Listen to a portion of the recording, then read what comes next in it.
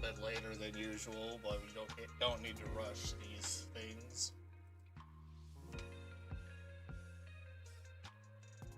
I don't know why I would need to, but it just happens.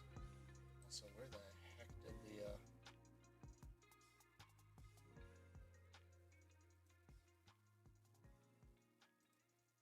I probably need to find these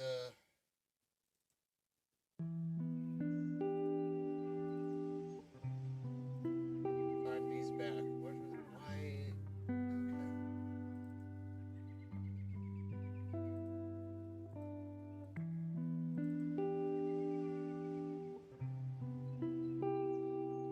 Yeah, I did some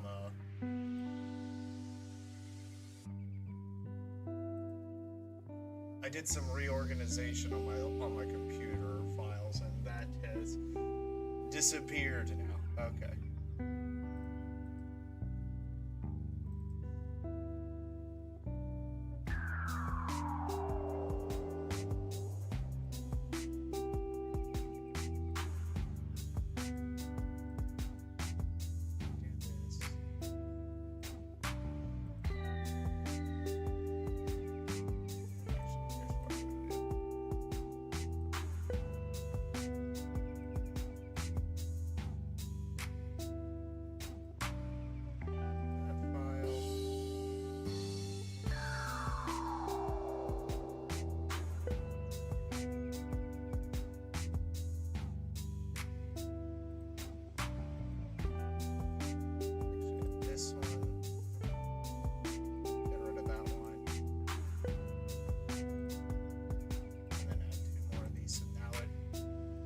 It should be working. There, now it's working the way that I wanted to. Oh well. I had just a bunch of different files and pictures and stuff just sitting on my desktop, and it was cluttering space, and just like take everything and shove it into a folder. Didn't want to delete everything just yet, but you never know when you're going to need it or just want to go back to it. So.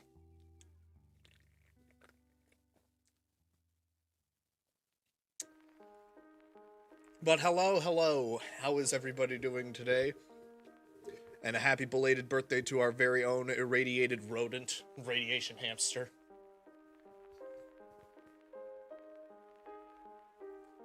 She's earned it.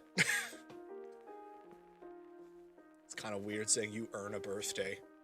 It just comes with the territory. It's like your free gift basket when you're born. Now this is your day.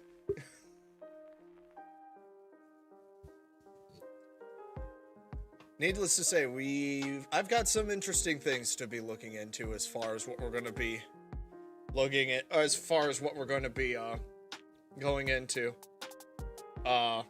Some of it is actually like movie related because it just dawned on me that the live-action Moana came out. I wasn't expecting that, but, it happened. And it's getting absolutely freaking roasted, and it's freaking hilarious. So there's a video on that I want to look into. As well as an indie animation pilot that I've been looking into that, in a roundabout way, I personally funded. Like with Patreon donations and stuff like that, and Kickstarter and other stuff. But I kind of have my hand in its development, and I'm excited to see what that's going to look like. As well as one of you, RK specifically, when idiots think they can outrun the police and there's just a car embedded into the side of the second floor of a dental office. Fun times to be had. Not necessarily body cam, but something that we can just be pointing and laughing and being like, Jesus Christ, these people are freaking ridiculous. No, I haven't seen it yet, Subspace, but I'll make a mental note to check it out when we're done streaming for today. So either way, I'm going to cut the music short here, because I'm going to mute the desktop stuff so that I can get all videos in question loaded up without them actually screaming at me when they start. So we're going to do that one. Then we're going to run monster run.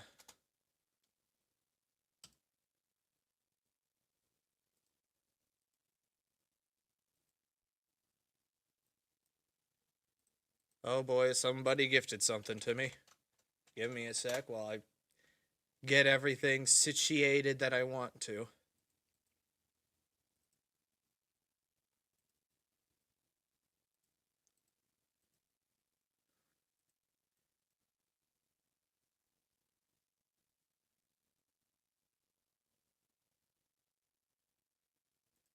Okay. I think we're situated there. So who sent what at me? I missed it.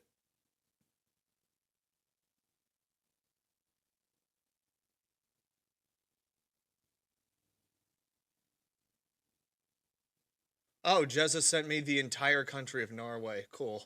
I don't know what I'm gonna do with that, but thanks. I don't know what I'm gonna do with all of this country, but I'll make it work somehow. Hopefully. But I think we can actually, what we're reacting to, we've got people trying to outrun the cops and becoming idiots.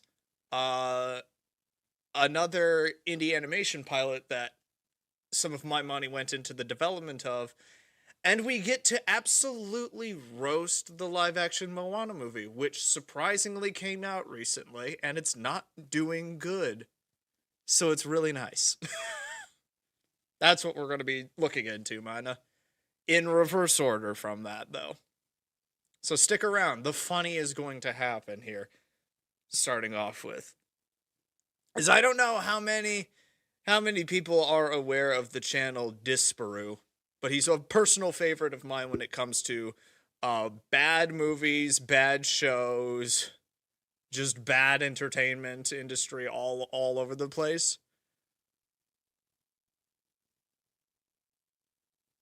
But he's got some wonderful insight into these sorts of things.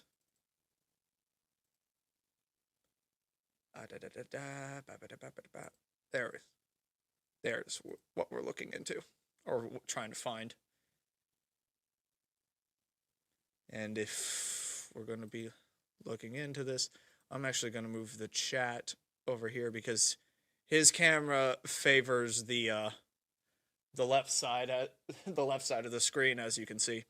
So let's go poke fun at Moana because it's It was a bad choice that everybody could see coming a mile away, and yet Disney decided to just go gung-ho with it, and yeah, we all knew what was going to happen, so let's see how bad it actually gets. So, this is Disparu's video titled Moana Critic Reviews Nuke Soulless Cash Grab. This guy has a lot of good insight and with a side of funny on top of that. So, let's just see how bad Moana actually got. Mostly, the movie provokes only an exquisite form of agony. Moana is getting absolutely destroyed at the box office, and it's also a movie safe for the critics. Ooh, critic review at a 36. Yikes. Not good. Not good at all. Moana is getting absolutely destroyed at the box office, and it's also a movie safe for the critics to dislike, coming in at just 36%, and selling just 4 million in pre-sales, meaning the movie might be heading for 130 million global opening. Supergirl right now really glad that other movies are taking the heat. Yeah, forget about that one too. That one is also just absolutely freaking awful as well. Where's the popcorn review at? I don't think it was released when he made the video. It was just the critics. And if the critics hate it, well, that's kind of a 50-50 on top of that. But it's a Disney live-action movie. Critics are supposed to be, like, pathologically on side with that, because they're part of the industry. So, I'm not interested in Supergirl. Nobody was, which makes you a bigot. Please, sir, can I just flop in peace? The reviews for this have been absolutely savage, with The Telegraph coming in. Awful live-action Moana could have been made by ChatGPT. It's a demigod on autopilot, dull live-action remake. Sully's the good name of content. A waste of everyone's time and talent. I blame Dwayne Johnson for this dismal reboot. They don't even call him The Rock. That's how bad it really got. An exercise in how not to make a remake, and we even got a comment about this is why Hollywood deserves the AI takeover. Although I have to say my two personal favourites were quite simply, please stop. We've been saying that for years! Disney, stop! Vulture shows Allison is a woman of few words, generally the best kind. Or we have Rendy Reviews, who just came out with the quite epic, please drown me. Damn! Savage! I'm not trying to tell you how to parent your kids, but don't subject your kids to this. It's the equivalent of waterboarding your child. The full quote. I'm not trying to tell you how to parent your kids, but save your money. Go to a beach, play with actual water. Don't subject your kids to this. It's the cinematic equivalent of waterboarding your child. Holy hell. If they show any signs of disappointment, congratulations, your kid has developed taste. Now, The Telegraph did come out and say Dwayne Johnson in a wig. This has apparently been a major controversy for the movie. Not that Dwayne seems to have grasped why it's a problem in the first place. I mean, firstly, they made you look like a woman, mate. You've had hair before, no one had a problem with that. It was this very specific look. Yeah, that's lady hair. That is lady hair right there. At the same time, let us not forget that I believe it was the original actress who was going to play Moana got axed because she wasn't indigenous enough, apparently. Or too indigenous. I don't know. It was some DEI bullshit that was completely unnecessary because she wasn't Polynesian enough. I don't know what it was. Or she was too Polynesian. Again, I don't know which direction it was going, but it was still just a bad choice. This whole movie was a bad choice. Like, Moana's just a little over a decade old.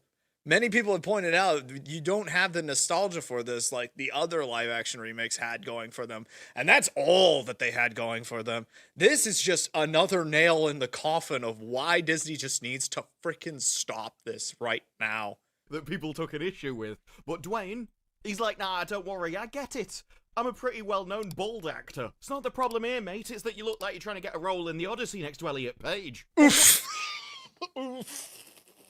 The most interesting controversy didn't come from the negative reviews of the movie. In fact, I have to go all the way back to 2011 with this Entertainment Weekly article that says, "Do critics pick out certain movies to bash?" Which is basically an article about how critics have famously not liked popular movies. A movie will do great at the box office, the audience will love it, but the critics, they'll be too highbrow. No, we don't like... Yeah, it's just basically like, you take the critic reviews with a grain of salt. Word of mouth is the biggest judge when it comes to a movie. If it gets good word of mouth, it's a good movie. If it doesn't, it will flounder. Which is why Obsession absolutely did gangbusters at the box office. Because of the fact that people went and saw it, they liked it, they told their friends. And then those friends went and saw it, then told their friends. Wash, rinse, and repeat until literally everybody's seen the movie. But that can also, it's a double-edged sword, word of mouth. If people go and see it, and they don't like it, they'll tell their friends, it was awful, don't go see it. So then those friends will tell their friends, don't go see it. One of my friends saw it, he hated it. It's a bad thing to happen when word of mouth goes right back up at you, so. Transformers, actually. The popcorn flicks, it's not for us, it's too shallow. We're professional critics, you see.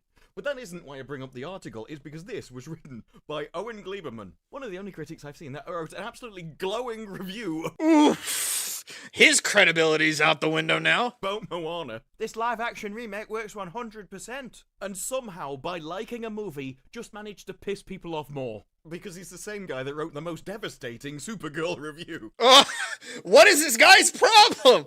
Do you like movies or not? All of this makes me agree with Andrew. We need to study this guy's brain. Yeah. He has takes all over the shop. You can't predict what he's gonna like, what he's gonna despise, or when he's gonna stick his head above the parapet of critics and go, "Don't worry, I've got this, lads. I'll take the flak on this one." This review had people calling for Variety's early access to be removed, even though, yes, it did turn out to be correct. I'm not sure that lightning is gonna strike twice, though. I mean, this is a 1 hour 55 movie. 2 freaking hours for a kid's film. No. 2 hours for a movie that already exists in a much more superior form. What are we doing here? With such high praise as, Moana isn't necessarily the worst of these remakes the studio has turned out. I mean, there has been in general more festering pieces of crap, but it somehow feels the most representative of the rot at the core of this artistic project. A cool... Again, they just need to stop with the live-action remakes. Call it quits. Axe it entirely. They would have done much better if they just 2D animated the whole thing. I made an entire video off of this entire process, the infinite money glitch, that Disney could have done instead of the live-action remakes, and they would have been making freaking gangbusters, and everybody would be eating out of the palm of their hand with absolutely no criticism whatsoever. Because you're telling the same story that everybody likes in a different form of media that people already still like. What's there to lose off of this? Blips of Polynesian culture. Are we sure about that? I mean, it's not really my area of expertise, but did he just go down the street? I'm gonna go to Tesco. That is just that's just a stereotype right there. I need to fetch my leaves. A lackluster cash grab. A money grab. Well, I really failed at that one, didn't it then? Yeah, it did not grab all of the money. This is the kind of money grab that Disney specializes in. The budget for the movie is either $200 or $250 million. 200 to 250 million. And that's probably a lie. I would shoot for probably 400 million for star power, the catering, this, that, and the other thing. Bro has not cleared 100 million in its opening weekend. No. This one ain't gonna fly, my guy. I do need to check. Let's do the thing that we do.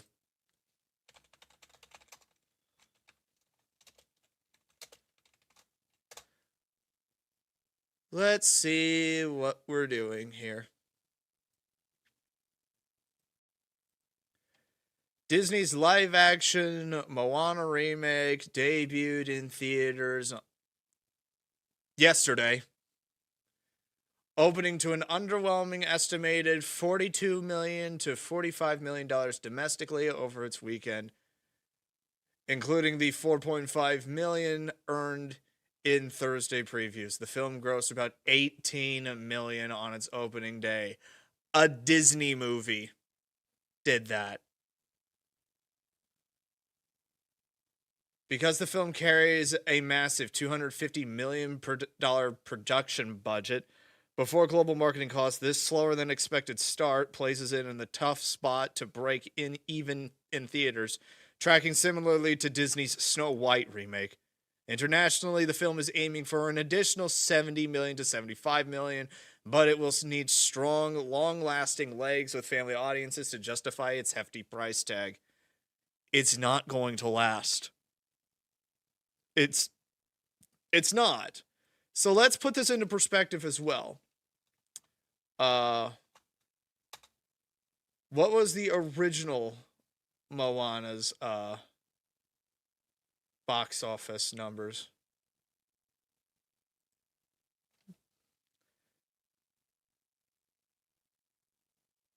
Oh. On a budget of $175 million. Nearly half of what the live action remake cost.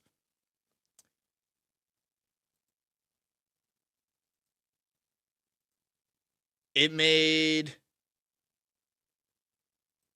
well over like 3/4 the opening budget.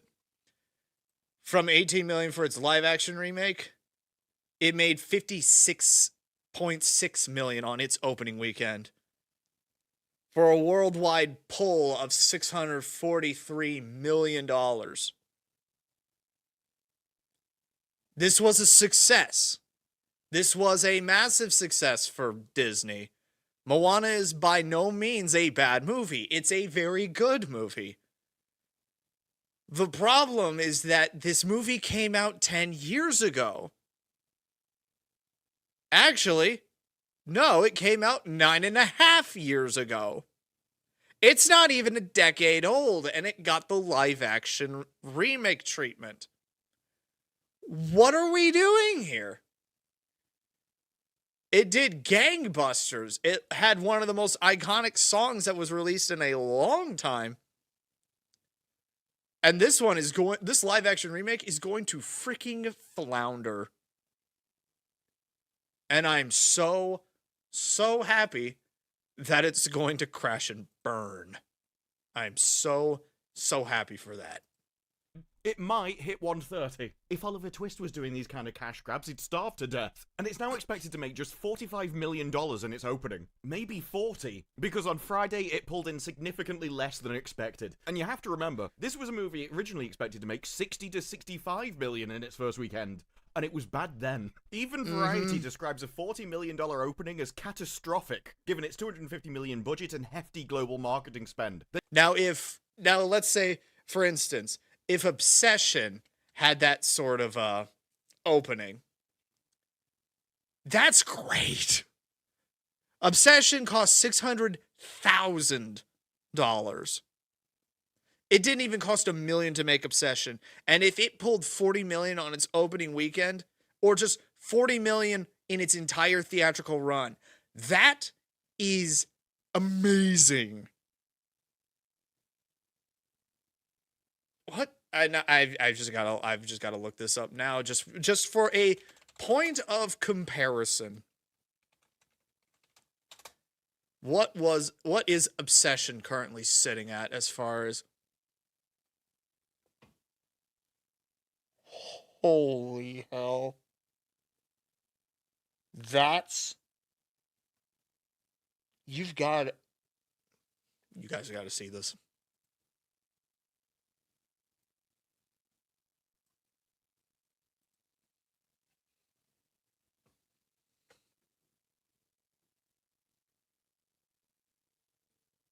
$600,000. Less than $1 million. And this movie is closing in on $500 million.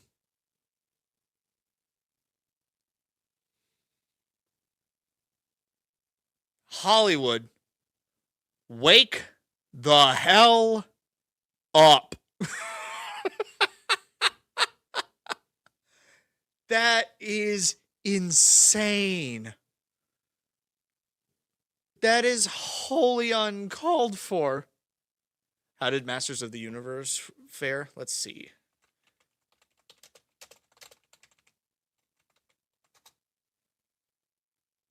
Let's see how it fared. I don't know what its budget I don't know what its budget is, but its domestic opening was better.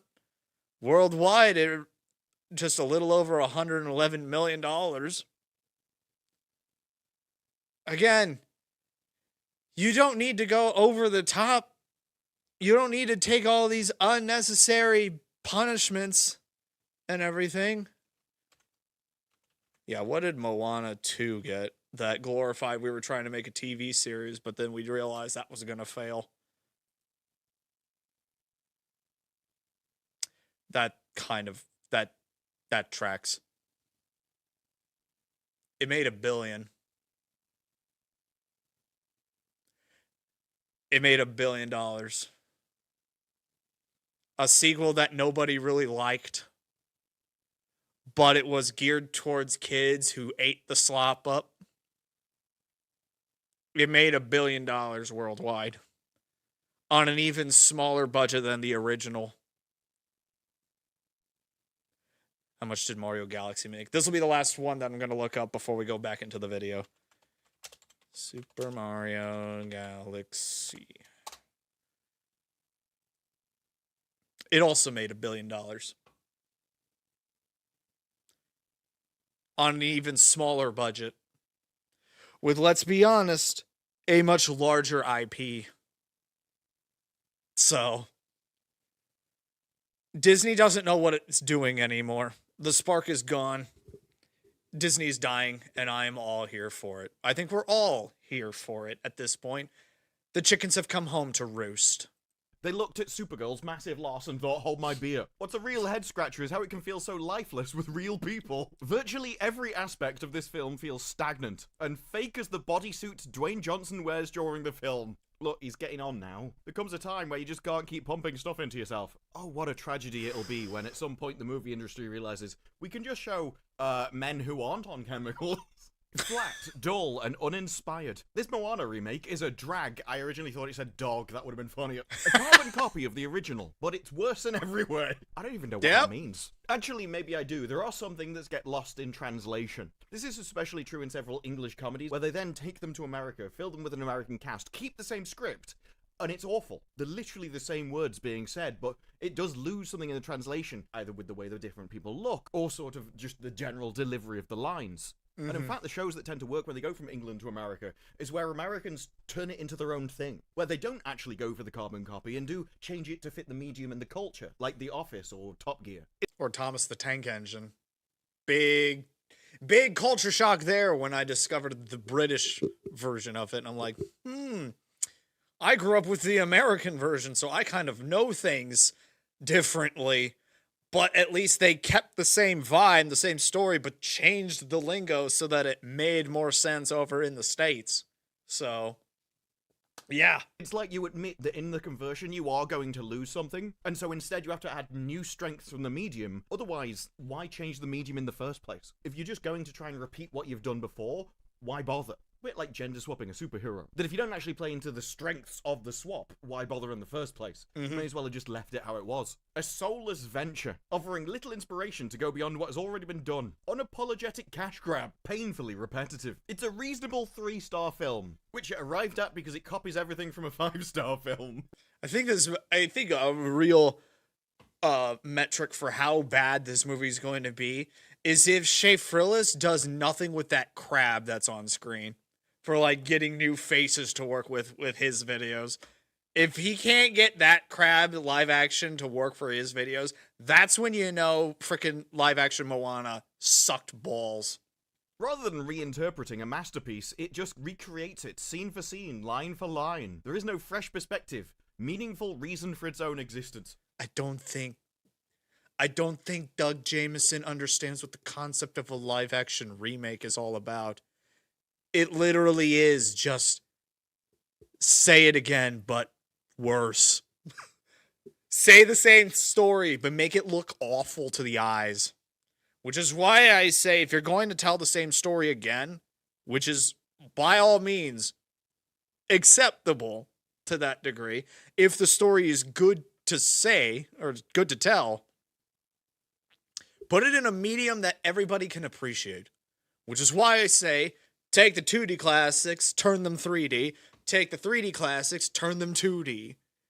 It's that freaking simple. I think Moana as a 2D animated cartoon, like freaking Beauty and the Beast, in that style, would do freaking wonderful at the box office.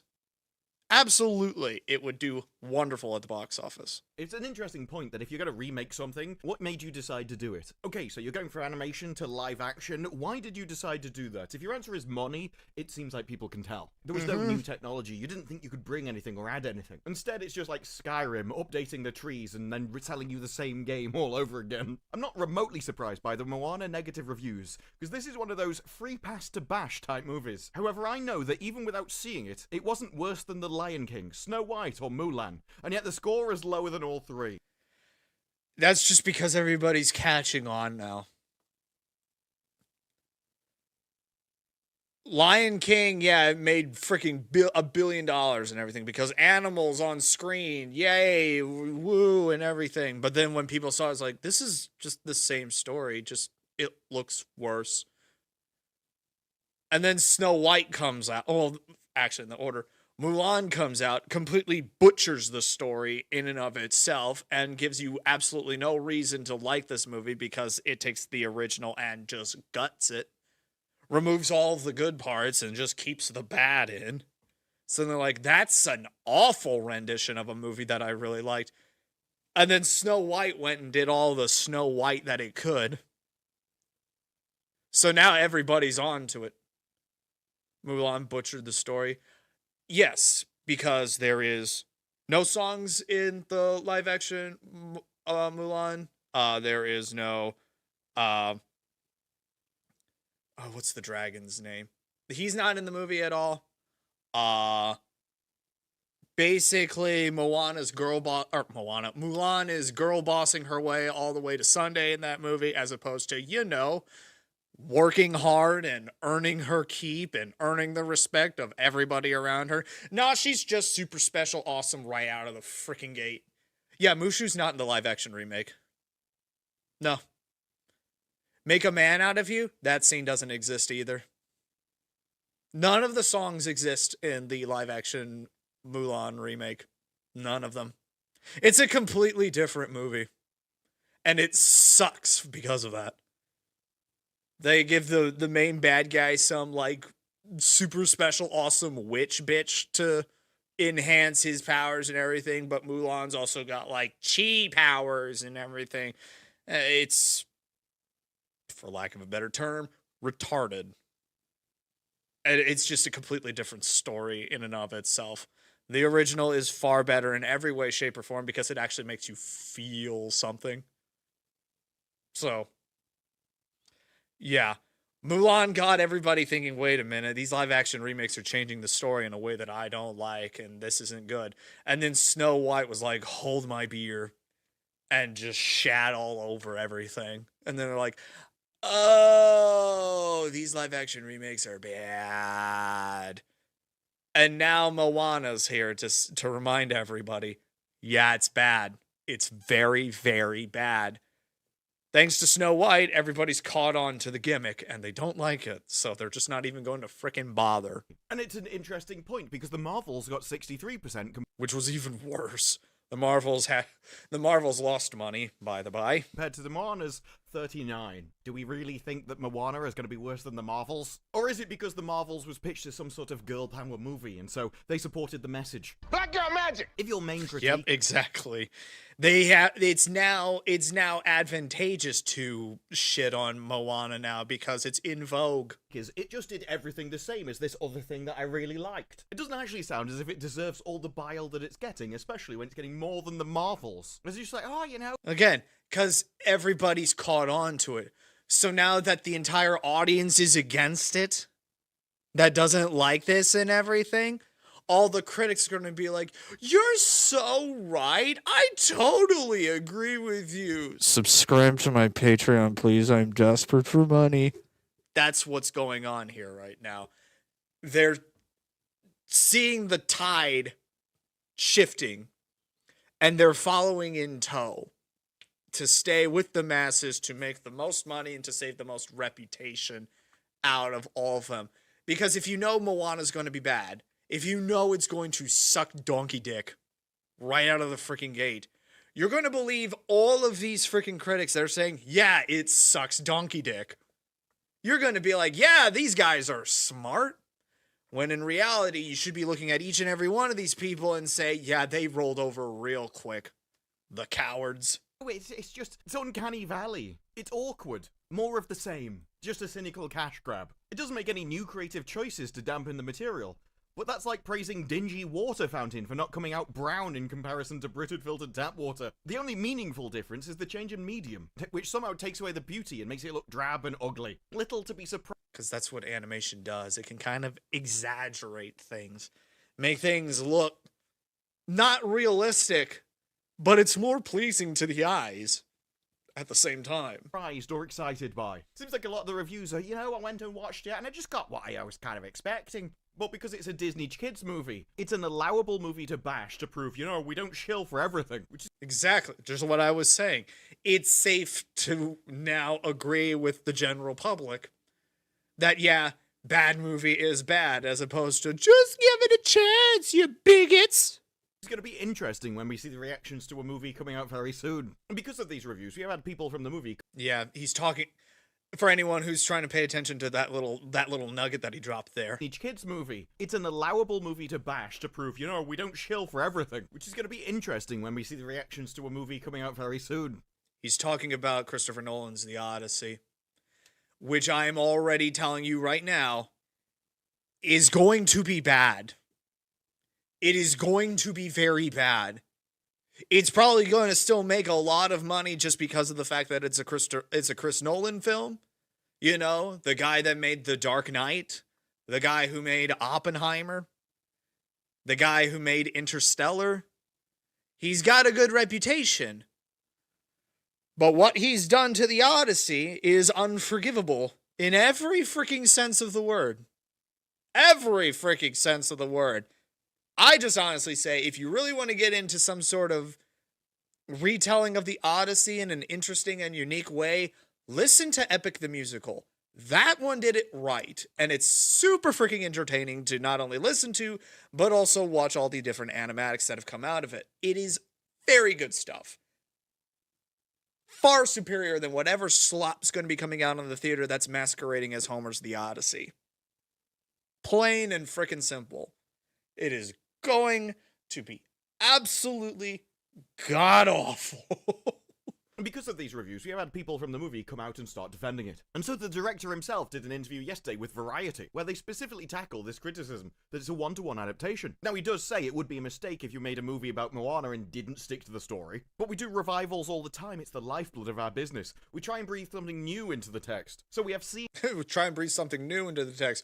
We took something that looked nice and we made it awful. That's the new that we did. Things that are totally different. Different people saying things. Different joke. Here's a different order. It's not a mirror of the original script in any way. It's the same story and the same characters, but it's not a one-to-one adaptation. And now I'm like, are you just trying to gaslight me? Pretty much every review is just complaining that there is nothing new in this, everything exactly the same, and the director goes, no, it is, trust me, bro. Now, he does go on to say, again, the power of word of mouth. That our hope is that because flesh and blood human beings, there's an inherent difference with the embodiment of that in terms of the preservation of culture. No, I don't know either. I can only assume this is some kind of, movie bigotry. Whereas, just because it's in live action, it's objectively superior to animation. Anime has proven that wrong. Yeah. Yep. That's why the comic book industry is dying while the manga industry is flourishing. That's why Western cartoons can't seem to find their legs, whereas anime is flying off the screens and everything. It's why you can get Demon Slayer in theaters and it makes absolute freaking gangbusters. But they can't get any sort of animated slop of their own to work because it's too busy pushing a message as opposed to telling a story. Massive success of anime has proven that wrong.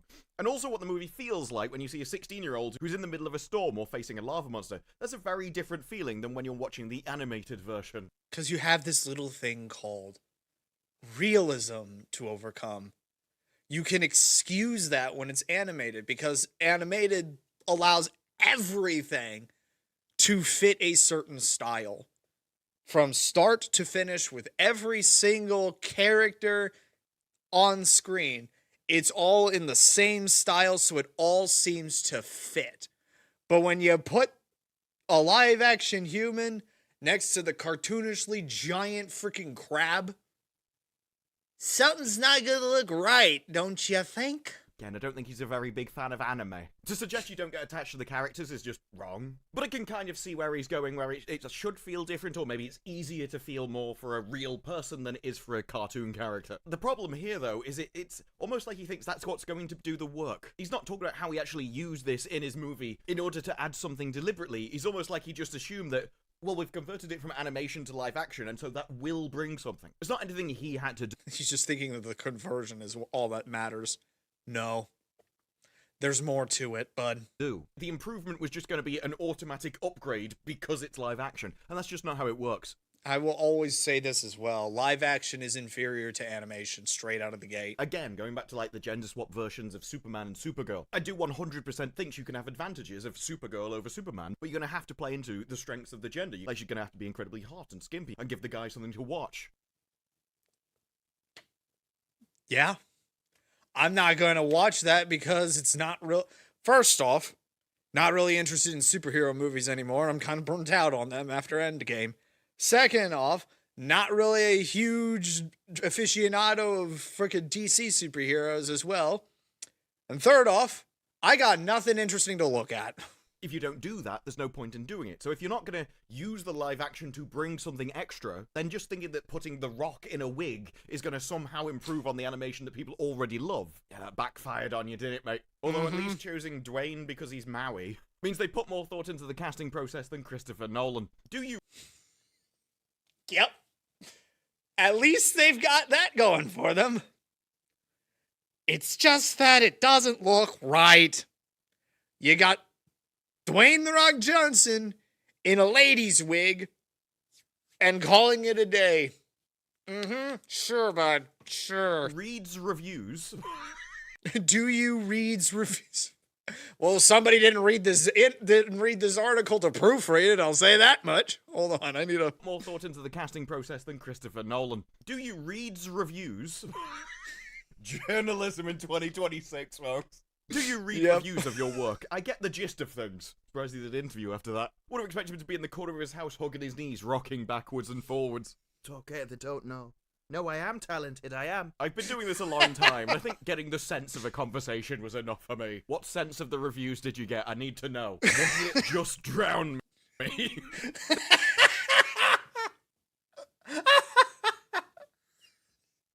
I still can't get over that. 2 reviews to say, please stop and just drown me.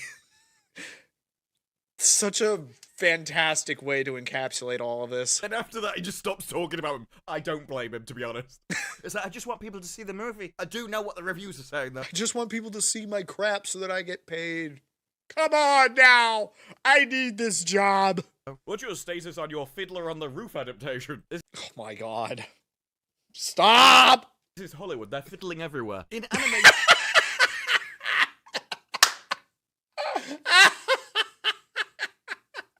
They're just fiddling around everywhere. Just really fiddling all over the place. Everything on screen, however fantastical, is exactly as real as everything else. Live-action digital hybrids, though, well, the cracks are starting to show. Their castmates look like actors on brightly lit green screen stages. It's only worked in frickin' Space Jam. The original, before anybody ats me on this. Live-action hybrid animations are always... You gotta make it work somehow. And frickin' Space Jam, Who Framed Roger Rabbit, excellent examples of such a thing where it makes frickin' sense. This does not. or backdrops resemble video game scenery. Attempts to bridge the gaps across these tiers of fakeness rarely go well. Moana's gormless rooster is now realistic and is thereby transformed from cute comic foil into scrawny monstrosity. Yeah, the chicken with the freaking with the freaking Shin Godzilla eyes that can't look in front or focus on an object at all, that may have a few mental deficiencies up there. Photorealistic chicken now. And it looks just awful. What is the point of this? There is no good answer in aesthetic terms. There is no value added in any of this lifeless, half-hearted picture. If you're wearing a skirt and have a little animal companion, you're a princess. Surely that won't be enough for even the most fervent member of the Disney princess tendency. Although it is probably a realistic option for a lot of people. All those going on TikTok and making videos about how they deserve the princess treatment. It's like, yes, congratulations. Here's your cat. Live action Here's the cat, you crazy bitch. strips the visuals of its painterly charm. So little innovation, it ends up in the territory of a high-end tribute act. $250 million tribute act. It just walks along familiar attitudes like a dutiful tour guide. Lazy work that sullies the good name of content. It feels like a scam. Again, it's all these critics that are bashing it. It's because it's safe to do so now. You put this one out in the exact same way it was 5 years ago, all these critics would be swooning over it. They would say that everyone who hates this movie is just a racist, is just a bigot, is just the most awful person ever in the world, and probably a little bit 1940s Germany up in all of those haters and everything. It's the same playbook, but now that the tides are turning, pun completely intended because this is Moana, and it's much more easier that the general population can be a little bit more outspoken and be like, no, this is freaking garbage, and I'm not going to watch it. Now they've got to change face to save reputation. That's all that this is about now. It's safe to bash this movie because it's more advantageous to do so for me, myself, and I, because that's all that matters, is that I'm doing okay. Frickin' cowards. The lot of them. Paying for the same film twice. But while audiences have been starved for content, is the situation really so dire that we'll accept Dwayne Johnson repeating the exact same voice performance he gave a decade ago? Except in this time in the flat, softly toned wig of someone in an 80s mall photo shoot. I've got to be honest, this whole live-action remake thing has always been weird to me. Specifically because the properties they choose are the ones that you can't do in live action. Exactly. All of the live-action remakes that have been done so far, they played into the cartoony aspect, and you can't do that with live action. No matter how hard you freaking try, animation will always be superior to that regard. Like, it always requires massive amounts of CGI, to the point where it is basically just a couple of humans on a green screen for the entire movie. If you're going to do it, I think you should actually be using real sets. They should have gone to Polynesia and everything. Stop using things which have talking animals in them. I mean, even in this picture, you have the rock, whatever log is holding onto, and presumably this sail. Everything else is fake. Yeah. What's the point of it then? You can't call it live action when everything on screen, or at the very least 90% of it, doesn't actually exist. Which is why I refuse to acknowledge that the Lion King live action remake is a live action remake. It is not. It is a CGI abomination that somehow banked $1 billion. That's all that it is. There is more CGI in this picture than live action. And a lot more steroids as well, but...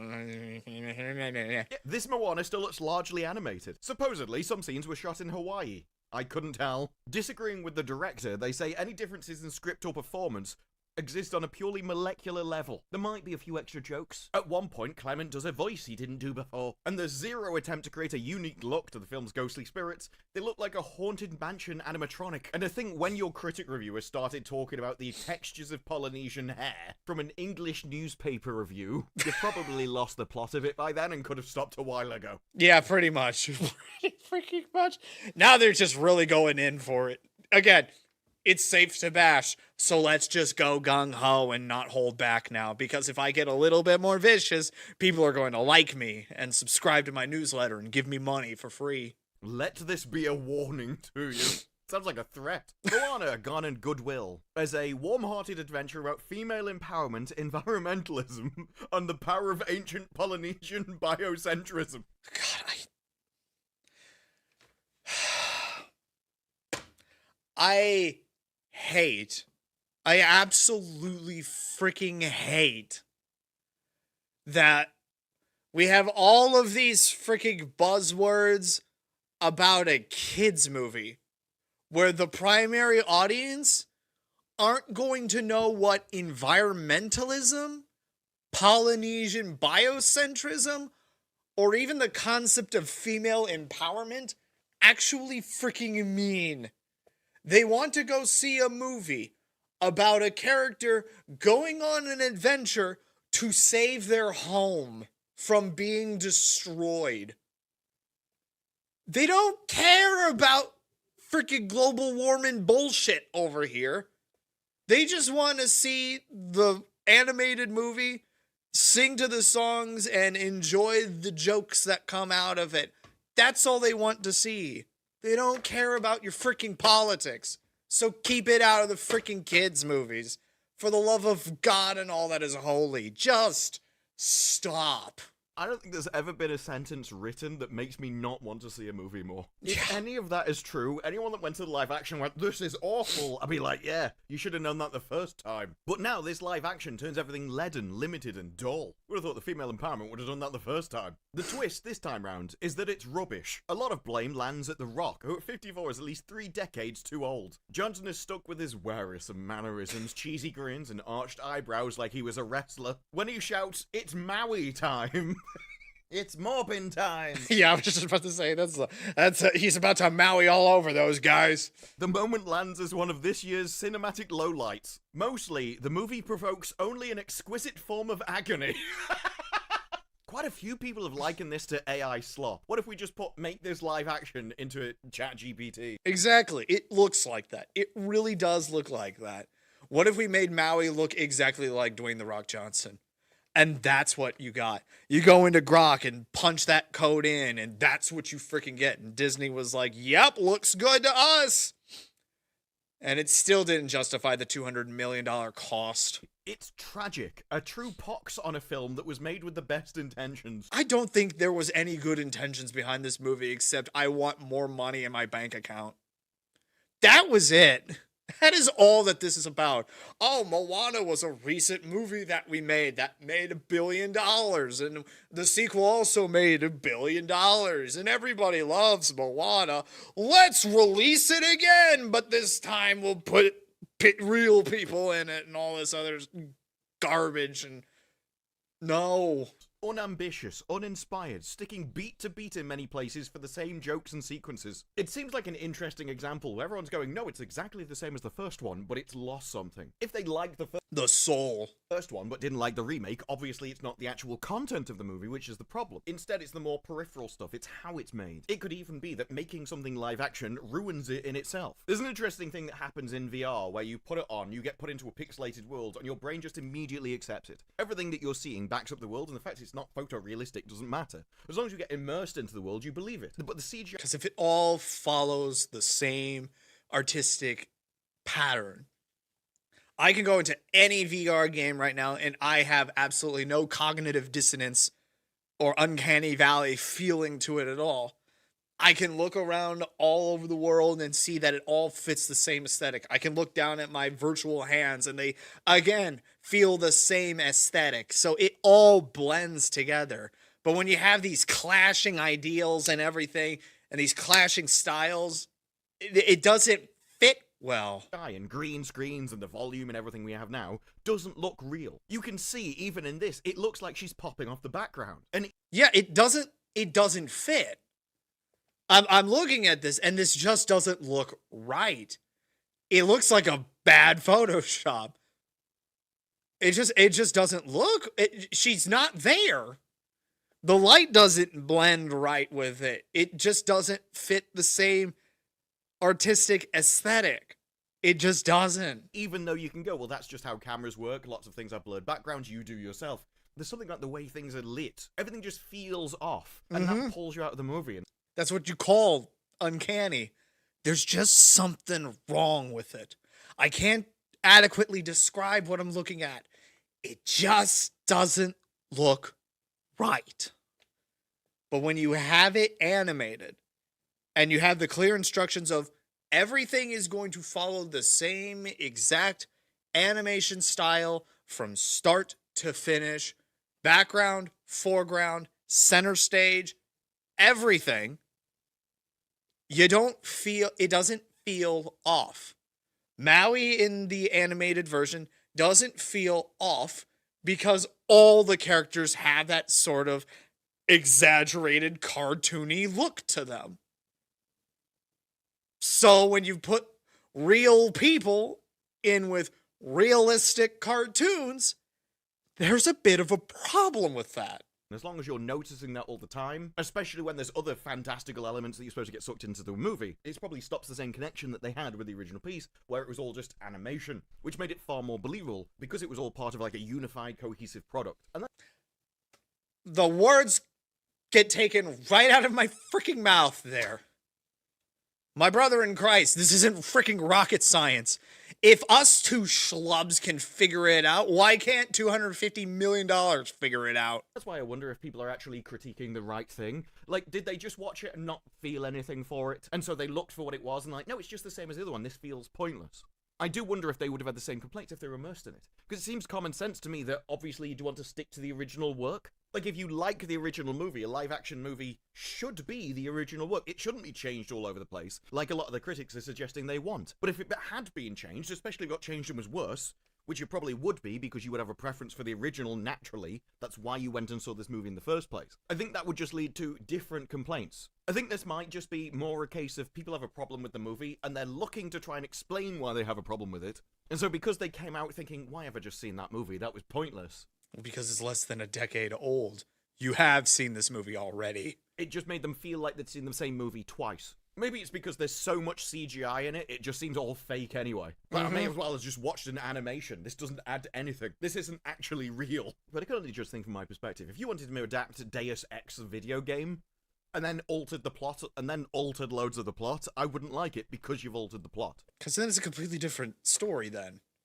Why even freaking bother with that? It's exactly what happened with Mulan. You changed so much about it, and filmed it all at a Chinese concentration camp. Why am I even going to bother with this movie in the first place then? It's a completely different movie than what I was expecting. I much prefer the original. I'll just go watch the original again, save myself the money and the time and the gas and everything else that's required to go to a movie theater nowadays, and just freaking experience Peak once more. If you're going to do a live-action adaptation and change everything, you're not doing a live-action adaptation. But it is interesting how the worm has changed either way, especially as Disney has been using this as a cash grab, and it might just be that now the runway has run out. If people are getting bored of remakes and reboots, then maybe there is just no saving this train no matter what you do. It could just be that when people are complaining that you didn't change the movie enough, what they're actually asking for isn't a live-action remake of something they've already seen. They just want new original content. You didn't have to remake the first movie. You could have made the third movie in live action. Could have been an entirely new story. Could have been a prequel. Could have been a side story, spin-off, something along those lines. You got plenty of ideas that could work. And because it's not tied down to the original, so fundamentally, you have the freedom to express and experiment and do a whole bunch of other things with it. I don't know. You could make something out of this, but you chose not to. Just in a universe people already liked. But that takes a lot more effort. That takes a lot more talent. But I'm not sure that's an excuse. Because when this movie cost $250 million, you should be able to pick anybody, hire the peak talent from people around the entire world. With $250 million, there is no excuse for failure. And it's actually astonishing that people still manage it. There are 8.3 billion people in the world, and still you somehow managed to pick the ones that didn't have any talent. And I think that in itself for Hollywood is a talent. But those are just my thoughts. What are yours? Let me know down in the comments below. Like the video if you like the video. Subscribe. More videos like this in the future, and I will see you in the next one. Bye-bye. It's just absolutely freaking insane.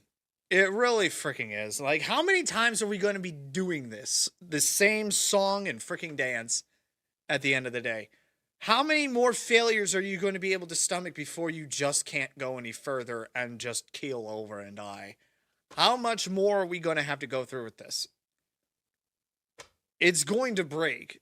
And people are very much catching on nowadays that we don't need to watch these live action remakes anymore. We don't have to constantly curtail ourselves to a studio that has not had an original thought behind those eyes for a very long time right now. That being said, I'm still super stoked for Sonic 4 because that's actually got some meat and potatoes to it. That and my boy Metal Sonic's going to be front and center, so I'm all for freaking that. But that's just me. Obligatory, somewhat possible end of video segment right there. Could do that. Could possibly make it. But we'll see. Yeah, now we get to look into something that I've been meaning to look into for quite a while right now. So, you know us, we're all about the indie animations and stuff. Whether it be Glitch Productions, Spindle Horse, this, that, and the other thing. This is new territory for it. The very least, you guys. Because I don't know if you guys are all about Solar Balls or anything of the sort. But this was made by the team behind that. I'm trying to find the right word to describe it. Successful would probably be the best one. Very successful animation show that's been around on YouTube for quite some time. Solar Balls is all about basically the planets, the solar system, and all this other stuff, except everything's alive. So the Earth's alive, Venus is alive, Mars is alive, Jupiter's alive. Every single celestial body in the universe has a pair of eyeballs and a mouth and very much an attitude. It's educational, it's funny, it does all this other stuff to it. Is it the moon that woke up? They actually did a spin-off and actually collaborated together on that. So, yes and no on that front. It's more played for comedy. It's got more of a mindset towards a younger audience with its cartoony styles and everything. But they've got some pretty banger arcs, to say the least, that they've been going through. We just concluded with the Rogue Planet arc. So that was interesting. I'm not going to spoil any of that because you guys need to see it for yourself. And as a Star patron myself, I'm always one episode ahead of everybody. So I'm already in part 2 of the Chrysalis arc. We're delving into a murder mystery, essentially. So it's got a lot of potential, and I've been really liking what the show has been doing. That being said, the team behind Solar Balls has come out and has made a pilot for a new show that they've concocted, simply titled Run Monster Run. I really don't know what this one is about, but I have been keeping close tabs on it just to make sure I knew what to kind of expect. And much like how Glitch Productions shows always have some sort of new animation style to it, Run Monster Run follows a similar vibe to its parent show, Solar Balls. It's got a completely different style to it, a completely different vibe to it. So it'll be very curious to see what the team got up to when it comes to making a new show. So with that being said, we're going to be reacting to the pilot episode of Run Monster Run. So with that being said, I don't really need to wait around. Let's.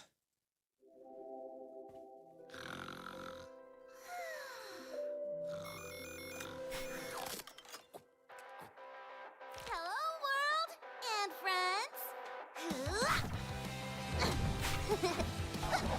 Nebulor! It's Quirkathon time! Here, I left some of my breakfast for you. That's an alarm clock, Zappy. So, I can't eat in that. class, they told us clocks have 12 nutrients. Numbers, Zappy. Clocks have 12. Why do I even bother? Don't even bother. Rise and shine, Gloom! We've got a date to conquer! Come on, wake up! You really shouldn't have done that. Yeah, I know. And you are welcome. They're all friends. Is It's today. fine. Who's with me to razzle and dazzle and puzzle and nuzzle the overseers? Guys, It doesn't matter. Greetings, children! Miles here. Your enthusiasm warms my I'm getting some serious SCP vibes from this, and I'm all for that too. Remember who you control about. Be nice and obedient to the overseers. And don't kill humans. Amazing! And remember the bonus rule: if you win the Quirkathon, you get double dessert. What the actual? Got one channel, and it stinks! For once we agree, Zappy. 3 rules, double dessert. Blech. Bleh. Hi, the 3 of you are being summoned to the Quirkathon arena. State your names and your quirks. Hiya, I'm Zappy. Looking good today, overseers. Hi, Zappy. What's the point? You already know who I am. It's procedure. Procedure. You all call me Gloom, so I guess that's who I am. Already like him. Overseers, the name's Nebulor. I do this cool thing with electricity. Or is it energy manipulation? So we've got Dinosaur, Eldritch, and Shadowy Alien. powers. Can you elaborate? No. No. Well, I'm more of a brainiac. Brains over brawn, you know? So you have nothing to show today. No, it's not that, but I need tools and gadgets and Here, have fun. Now we're talking.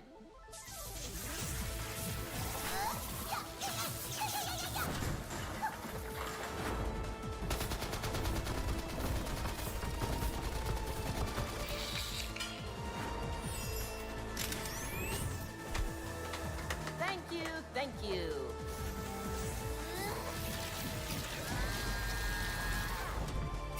Dang. How's that for a light show? Do I smell double dessert? Huh? What? What happened? Oh. Did Ah. I break it? I didn't mean to. I swear. Am I grounded? Oh, a new one. Don't want her doing anything. Oof. Okay, time out. Hey, cut it out. Uh-oh.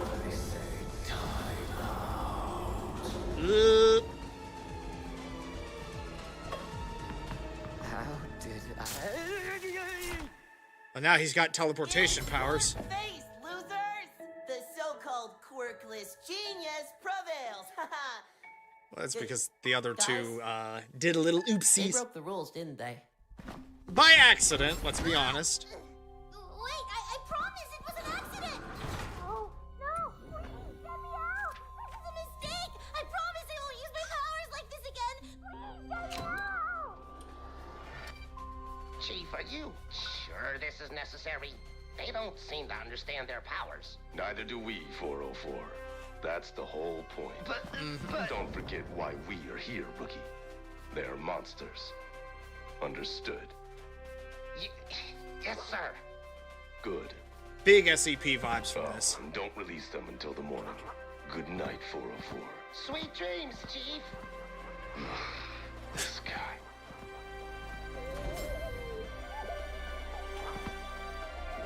He's gonna have a heart on this one.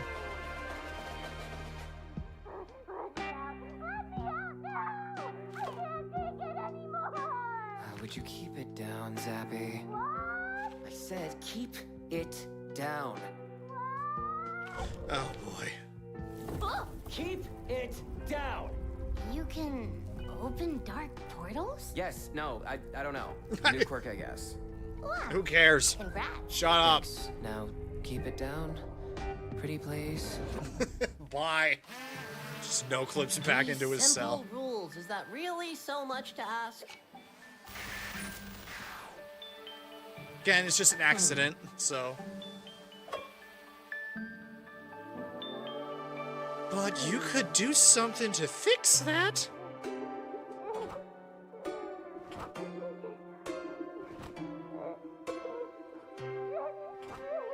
Come on, 404. Put yourself together.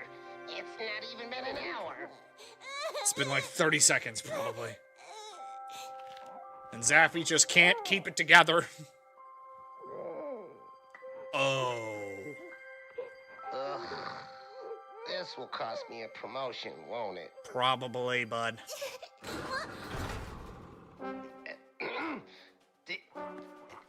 Did you learn your lesson? I think so. Close his door. Cool. Cool.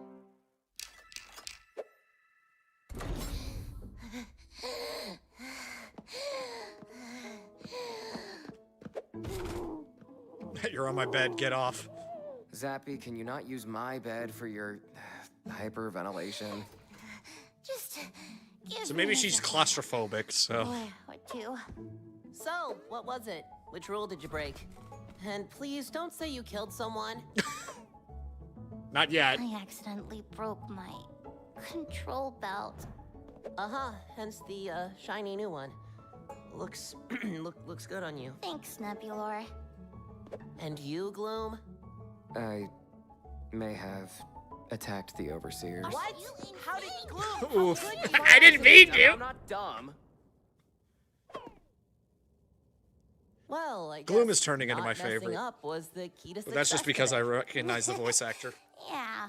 Congrats on winning, by the way. So, you got double dessert? Indeed, but voila! Whoa.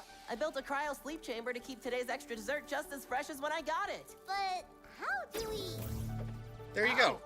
Hope you enjoy it. Being friendly and showing off, huh?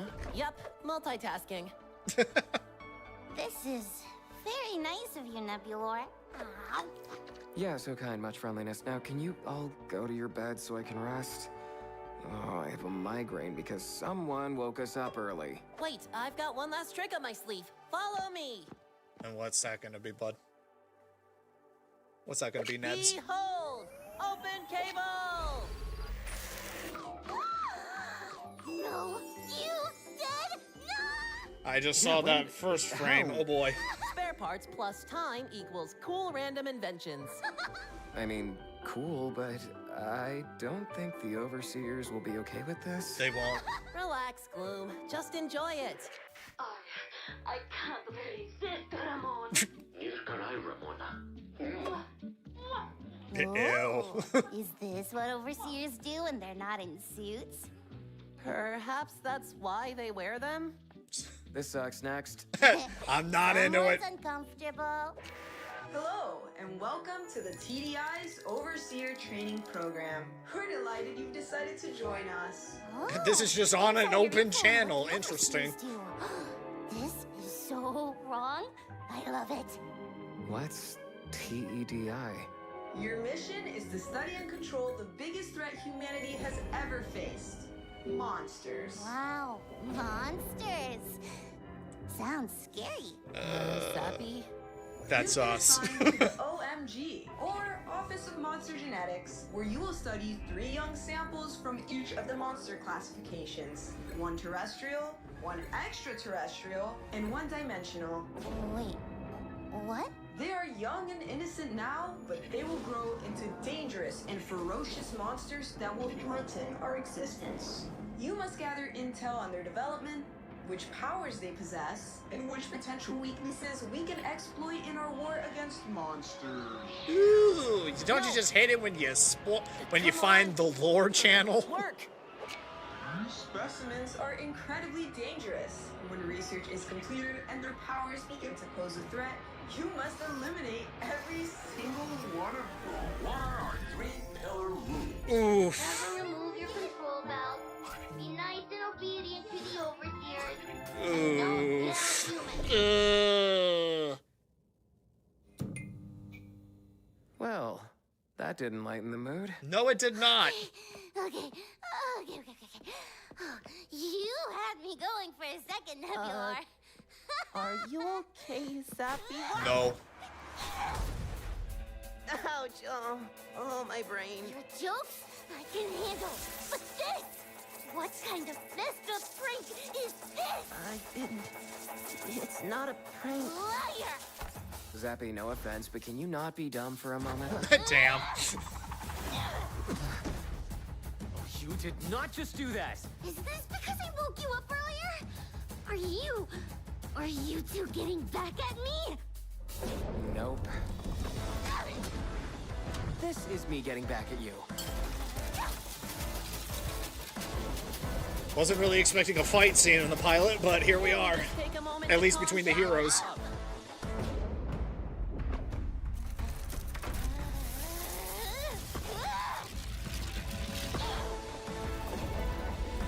Calvert! Come on, face me! I am. Just a little bit OP on that front. Zappy, wait!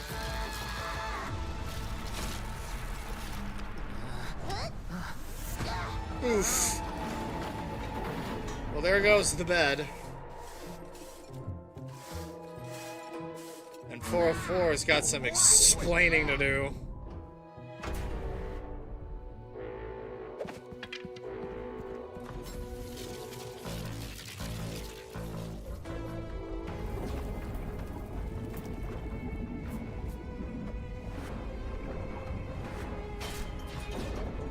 Zappy, look out! She ain't moving.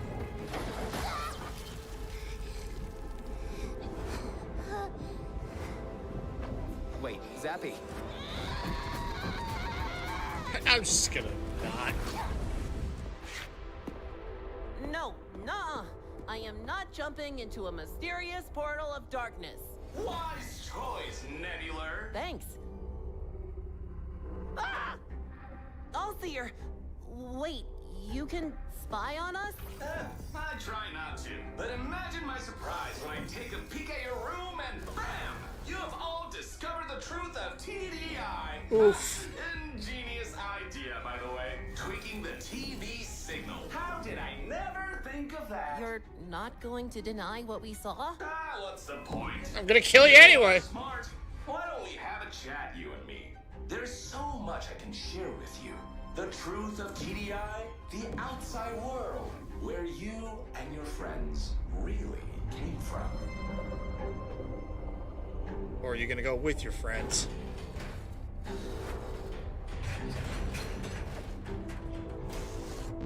Yeah, I'm not falling for your trick.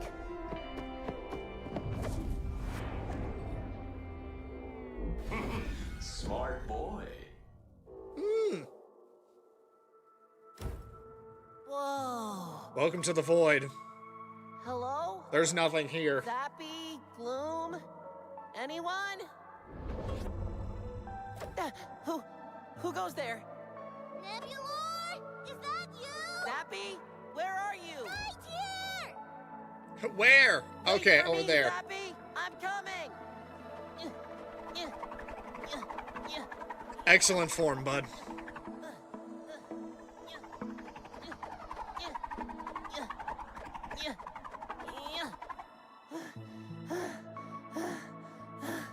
Hey. Oh, good, Nebulor? Yeah, I'm alright. Where's Gloom? Here. And Am there. I invisible or And something? everywhere. Oh. So, what is this place? Don't look at me. I don't know how anything about me works. You cheated! Seriously, Zappy, that was like the least productive fight in history. Stop with the excuses! Bring it on! Don't you? I can take you on, even in this dimension of darkness or whatever. Can we drop this one up midship and address the elephant in the room? Elephant? Where are we? Oh, dear Lord Zappy.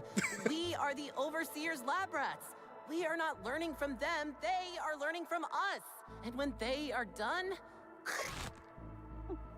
Yep. What if You're gonna need to move on we from that. explain to the Overseers that we're not a threat? That's a great plan if you want them to unalive us. Zappy, they're not afraid of what we are now. They're terrified of what we'll become. Am I going to turn into that big monster from TV? Depends on the I- direction you I'm take not that. sure, Zappy. All right, guys, quit moping. We need a plan. Working on one. Gloom, your portals, how do they work? Don't know. Okay, can you open them anywhere? Do you need to see the I location? think I need to have seen the place before, but Okay, I can work with that. Open a portal into the Quirkathon arena. I told you I don't know how my powers work. Zappy, be annoying until he opens a portal. I can do that. Hey, knock it off. You heard the plan. We need a way out. Make it happen. I've Antagonize him told you, until he not does something I something. can Then I guess I'm not stopping. No, Zappy, just... Hey, cut it. Stop. I'm so annoyed that this worked. I hate that.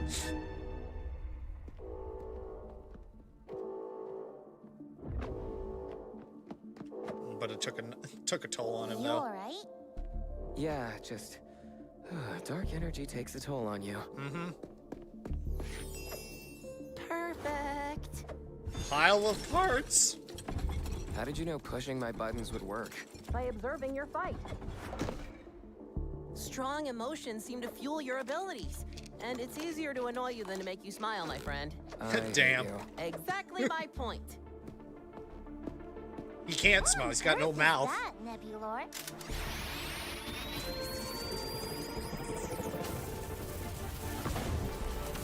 A hole maker. Our ticket to freedom. Okay, we only have 2 shots left of my Super Nobulor. Got it. We've got to use them wisely. Boom!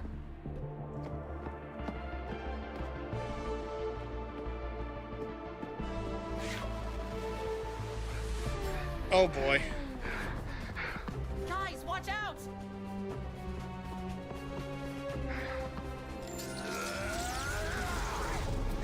Duck. Or just get hit by it, I guess. Zappy! You've been allowed to live for far too long.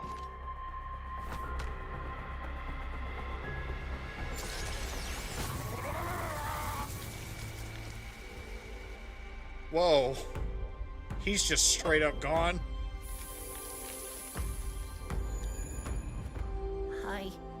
I guess we all broke a rule today. Damn. Nebulor, you...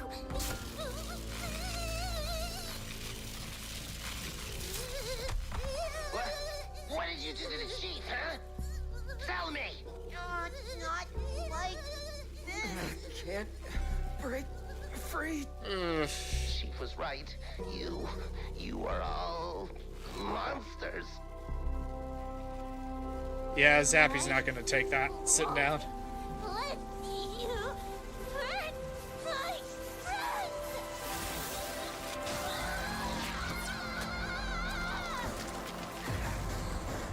Ow.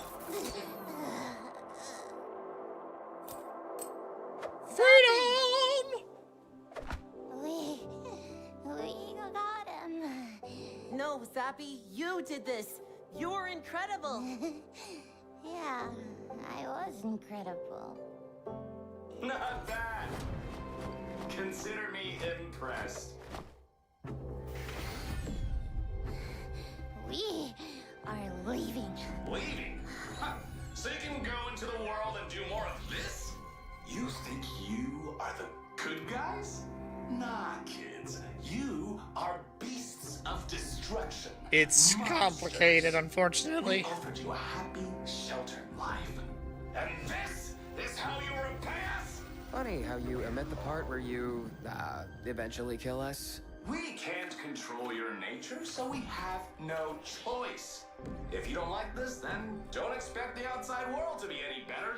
This is the best life you're gonna get, no matter how brief it is. So make this easy for all of us and give up. There is nowhere for you to go. Actually, there is. Huh? The stars.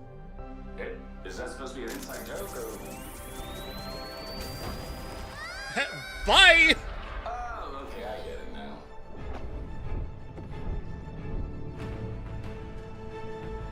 Yeah, this is a big facility. Where in the world are we? I have no idea. Are we going to die? I have some idea. Possibly. No. It can't end like this. Not after everything we've been through. Hang on a minute.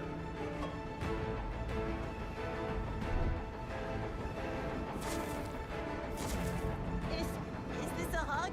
A farewell embrace before our imminent demise? Gross. Okay, I'll shut up.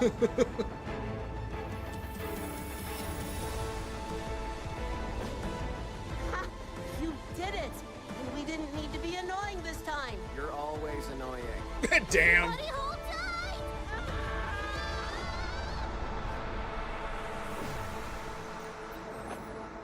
And that is Run Monster Run.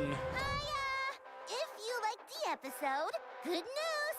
The team has an 8-episode season plan! The best way to help us finish it is by supporting our store. We've got plushies, clothing, and even a board game where you can try to escape the TEDI and maybe discover a few secrets about the future of the show. Interesting Click about the link in game. description to check it out. You'll even see a progress bar showing how close we are to funding the next Run Monster Run episodes.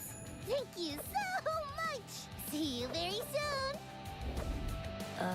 Zappy, who were you talking to? Who the heck freaking Finally knows? lost it, dude.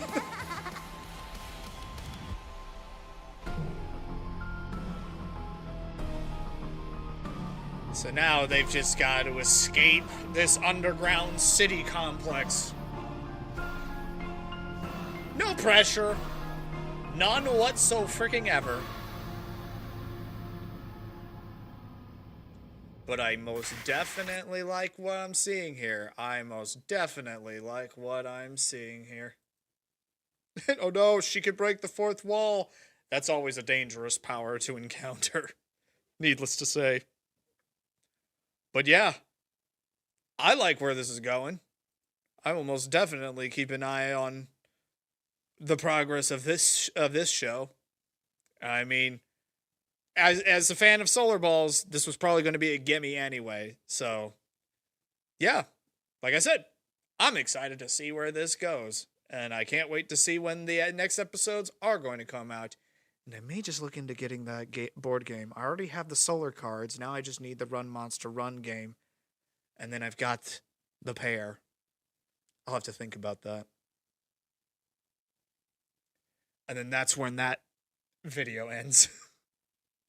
So am I planning to watch The Moon Woke Up soon? I've already seen the up-to-date episodes, so unfortunately, no. I incentivize anybody that hasn't already seen The Moon Woke Up to go see it because it's an experience. It's about all I can really say is that it is an experience.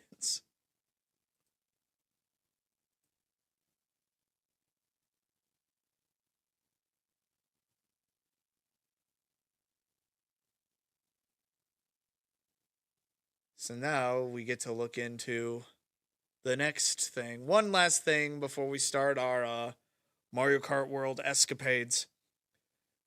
When idiots think they can outrun the police. Spoiler alert, you can't.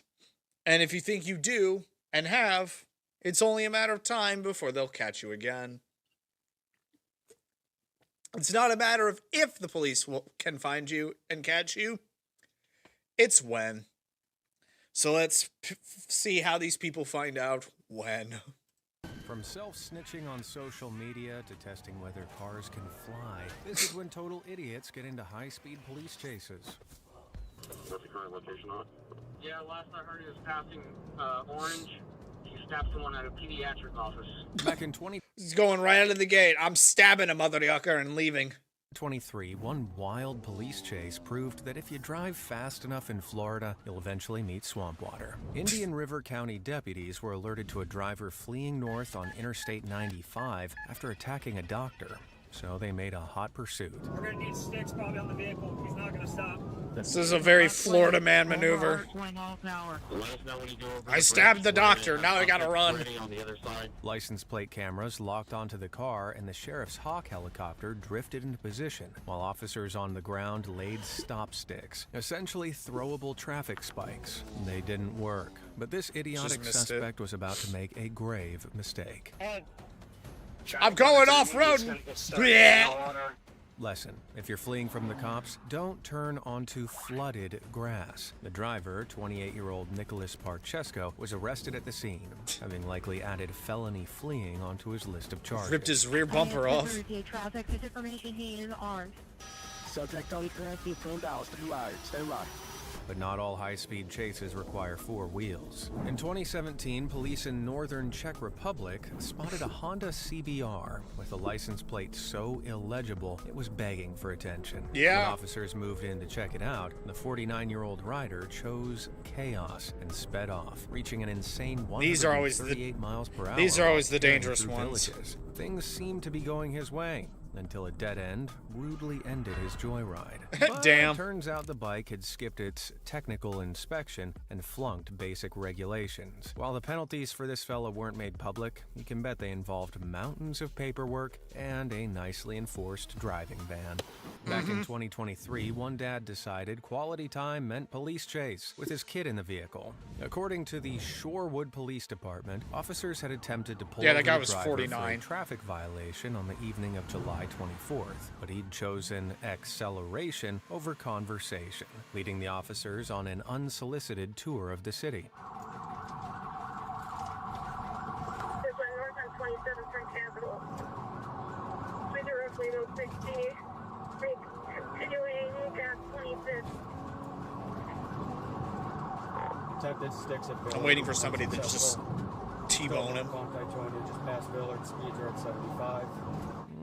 So far, things aren't exactly going well for the boys in blue. And he's putting on his blinker. And turning the other way. Here's gonna north on Titonia through Silver Spring. The pursuit had already lasted for about 18 miles at this point, with speeds hitting 90 miles per hour through built-up areas. No other vehicles got involved in any crashes, but the suspect wasn't so lucky. Turn! Clap! He hit a wallet. I think the warehouse had the right of way there, pal. And that's why they have those yellow sticks up. Over here! So that people don't run into the freaking building. Dead end of 7th. Dead end of 7th. Get over here now. Move to the back of the car. Crawl.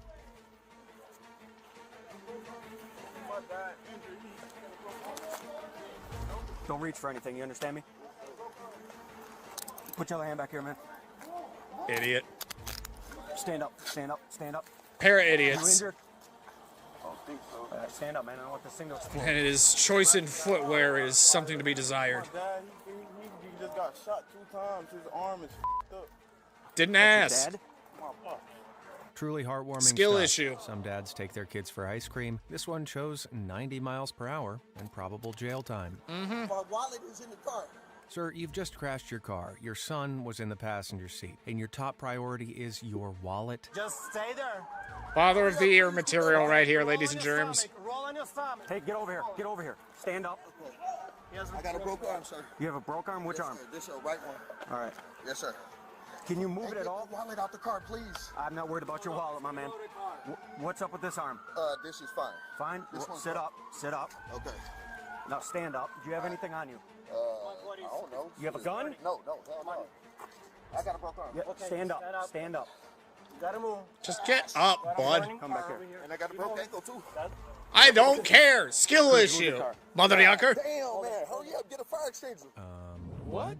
The driver, later identified as Ivory, is acting like there's a mint condition Charizard card in the wreckage. Sit. Sit. Nah, you just get to watch your car burn now. No, this is Fire extinguisher. Yeah, I'm not getting a fire extinguisher, my man. Please don't let the car burn up. The car, Now, please. his arm's broke. Don't touch him. Gotcha. Man, get the wallet out the car, please. We don't know. How old are you? Who, me? Yeah. 39. 39. Hey, get the Too wallet young out for the car. crime, Okay, my guy. explain everything. Well, that was stupid of you. No, my life was in jeopardy. From the police? No, Oh, okay. it's my somebody was chasing me. Oh, okay. Yeah, the police were. Yeah, somebody was asking us what I'm going on. Well, he kept saying that he's not a felon. So I went That's to- exactly what a There's felon gun would in here? say. There's a bunch of baggies in the door, too. The officers went to search the car, and though they didn't catch it on cam, they found a handgun and a load of ammunition. While Dad was being not sent to the good, not hospital, good. the officer had a word with his son. All right, you want to talk to me?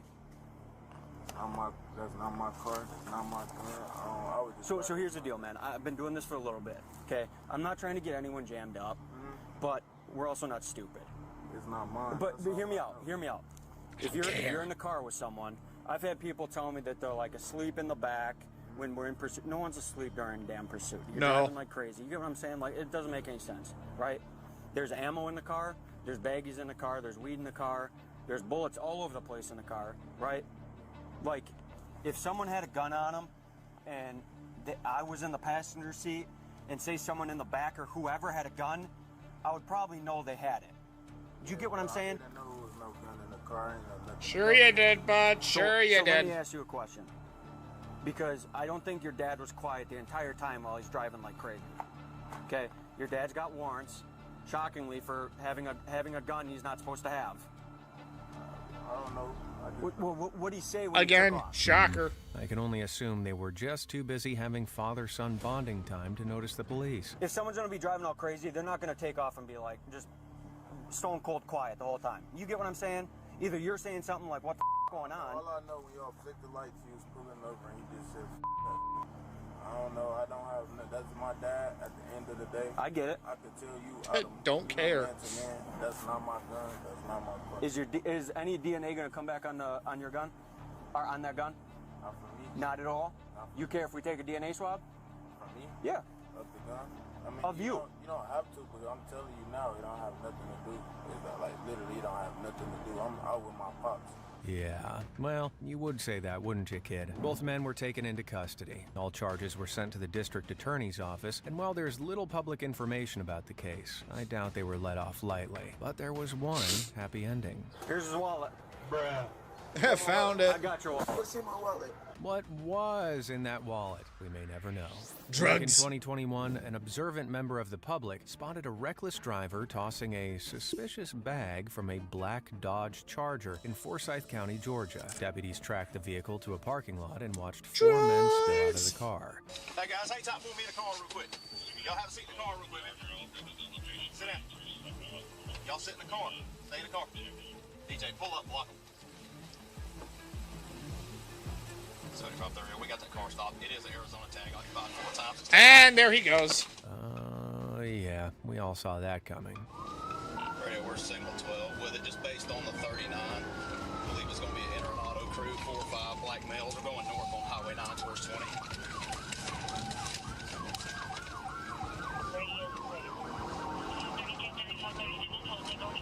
Waiting for one of these chases just to end in a flat T-bone.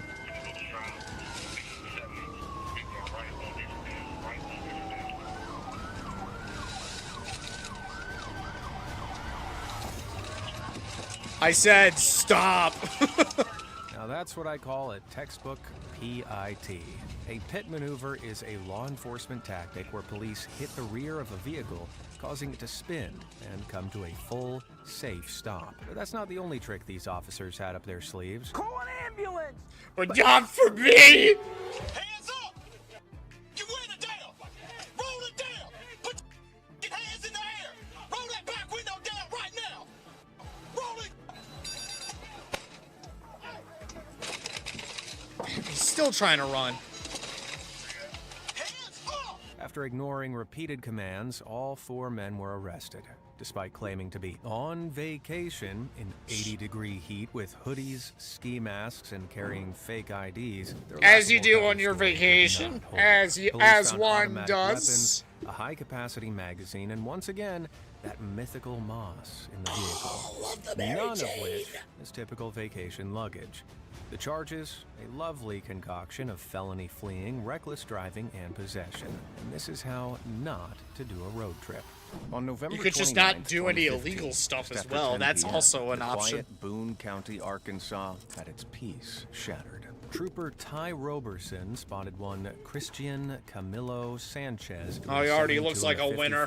Without a license plate. Sanchez immediately fled. Let's see how many minor infractions I can chalk up here and then just make it all go horribly wrong. Oh, yeah, give him a wave, Sanchez. That'll show him. That cockiness wasn't going to last long, though.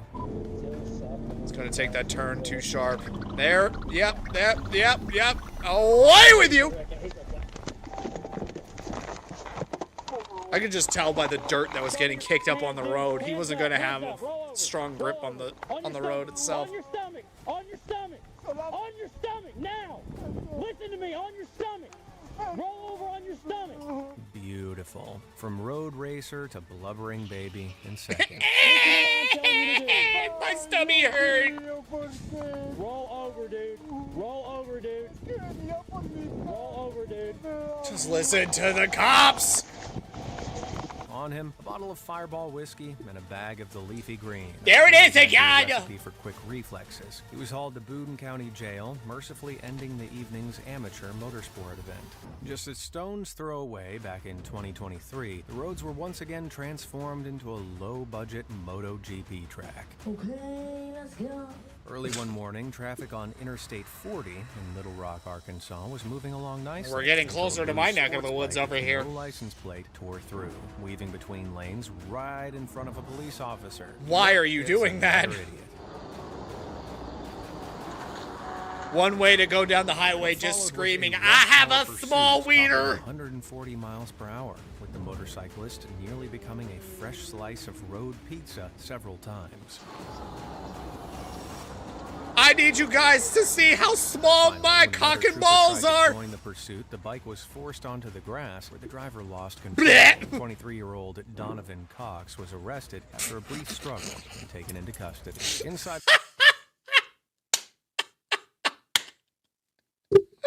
Hold on. During the pursuit, the bike was forced onto the grass where the Hold on a minute here. Why do I keep doing this? I was making small dick jokes, and this guy's last name is freaking Cox. Ah! I'm so quick with it. I'm so freaking quick with it. He really was flying down the highway going, look how small my dick is. I got a small Cox. Cox was arrested after a brief struggle. Loser. Taken into custody. Inside his backpack, officers found a pistol and discovered that Cox already had 12 points on his license. Damn. Cox was a legal analyst. Whoops. Next up, a simple misdemeanor somehow escalated into a full-blown felony for this unnamed genius. On June 9th, 2024, Arkansas State Trooper Robert Rome spotted a man loitering on a motorcycle near a gas station. Upon seeing the cop, the rider panicked and twisted the throttle. Gotta get out of here! The AI-generated nonsense here is kind of on brand because it's just making all these idiots look even more like idiots. Holy cow, that was close. The first of 3 pits this lucky lad managed to avoid over the course of this chase.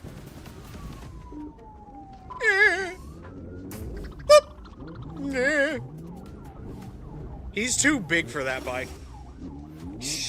And somehow he's still able to stay on the thing. How is he even alive? 130 miles per hour, no helmet, a dubious outfit, and clearly a knack for flirting with disaster. Just imagine. And if hosts he'd been his on the highway. Twinkies and stuff. Yikes. One more will do it. He's taking those pits like a friendly pat on the back now.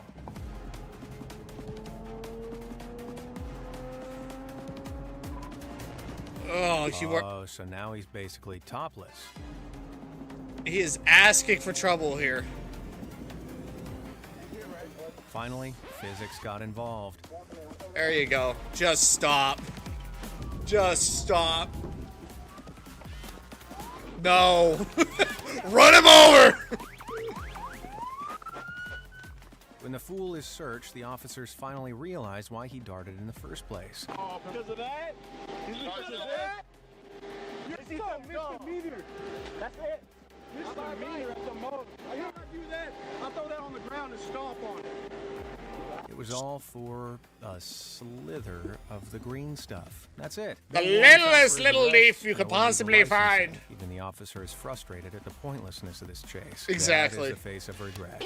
I think GTA has a lot to answer for. Ah, here we go again. Yeah, Not every probably. police encounter ends with sirens and a scowl. Except in Sometimes Grand Theft Auto, you could run from the in cops. June 2021, Not here. in Hat Yai, Thailand, officers Ooh, from we're the getting Royal exotic Thai up in Police here. Force set out to disrupt a local biker gang. The mission was simple: stop as many riders as possible before they scattered. We're gonna grab you. We're gonna grab you. Now everyone else is gonna go grab everybody else. The footage cuts early, so the final number of teenagers arrested is unclear. But one cop gave frantic chase to a young rider who broke away. Wham! Was that him trying to hold his racer pose while sobbing? How embarrassing. Aw, baby. You big baby. It's when you grab the pipe and just stick it in the spokes and let physics take over. Why did you redeem it?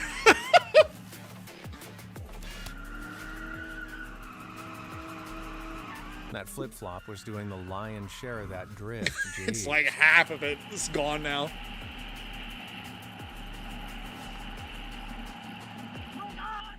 Stop!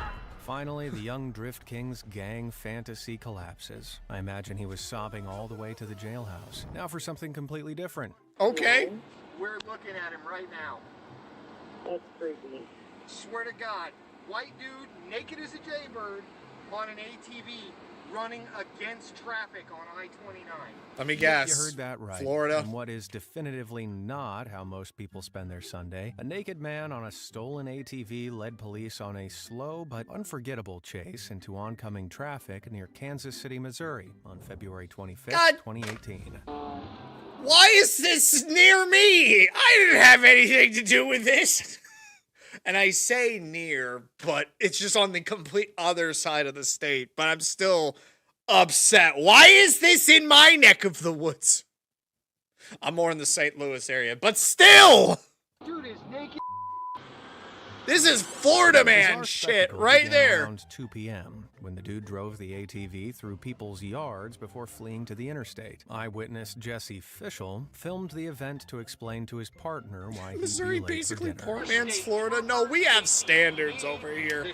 We're civilized hicks here. Wow. We were trying to figure out what was going on. And then a naked guy comes on the highway and like, we see a helicopter bank sharp, and then we look over and this ATV's coming up on the highway, and we're like, what the f-? And then we realize, wait, that dude ain't got no clothes on. Yeah. The chase lasted an hour. Hard to believe it takes that long to catch an ATV, but maybe the officers were enjoying the view. Said No. derriere belonged to Jonathan Menthe. who was Oh, he charged looks with like an second-degree absolute friggin' burglary, winner. property damage, and first-degree sexual misconduct when they finally got him. To this Damn. day, only he knows why he was in his birthday suit. The sponsor of today's video is the most comprehensive vehicle combat game ever made, War Thunder. Take control of thousands of historically inspired vehicles, from tanks and aircraft to ships and more, completely free on PC, consoles, and mobile. The I'd go vehicles in are bounds designed with this to look game. and feel authentic. Each one is modeled down to individual components. And I am not meaning good at it damage at is all. realistic, and every battle feels unpredictable and immersive. You can also customize your vehicles with camouflages, historical markings, and decorations, including many created by the community that adds another layer of personality and realism to the game. New to War Thunder, or you haven't played in the last 6 months? Click my links below to get a massive bonus pack for a limited time only for PC and consoles. That includes the exclusive Eagle of Valor vehicle decorator, 100,000 silver lions, and 7 days of premium access. Now over to England. Oh, we're going over to Britain, where you can't say anything mean on the internet, or you're going to spend 10 years behind bars.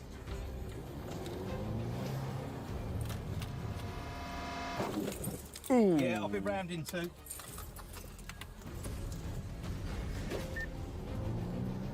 Quick Tango 59, urgent traffic vehicle front stop. Suspected drink driver. After fleeing the scene of a crash in Essex, England, one disqualified driver made 2 questionable calls. First, ramming into the back of a police car. Second, fleeing from said police car. Yeah. I'm going to keep this medium risk. Takes offside. Narrowly avoid Bravo Foxtrot. Here, the funny part is they're probably going to look up his online history. They're going to say, you're going to see that he said some mean things, and that's where the bulk of his prison time is going to go into. Okay, it's now left onto Ship Lane. You think I'm joking? I'm not. Okay, vehicle's taking the off slip. A2. Oh, a little bit of will they, won't they, eh? Contact. Got him, though. Boom.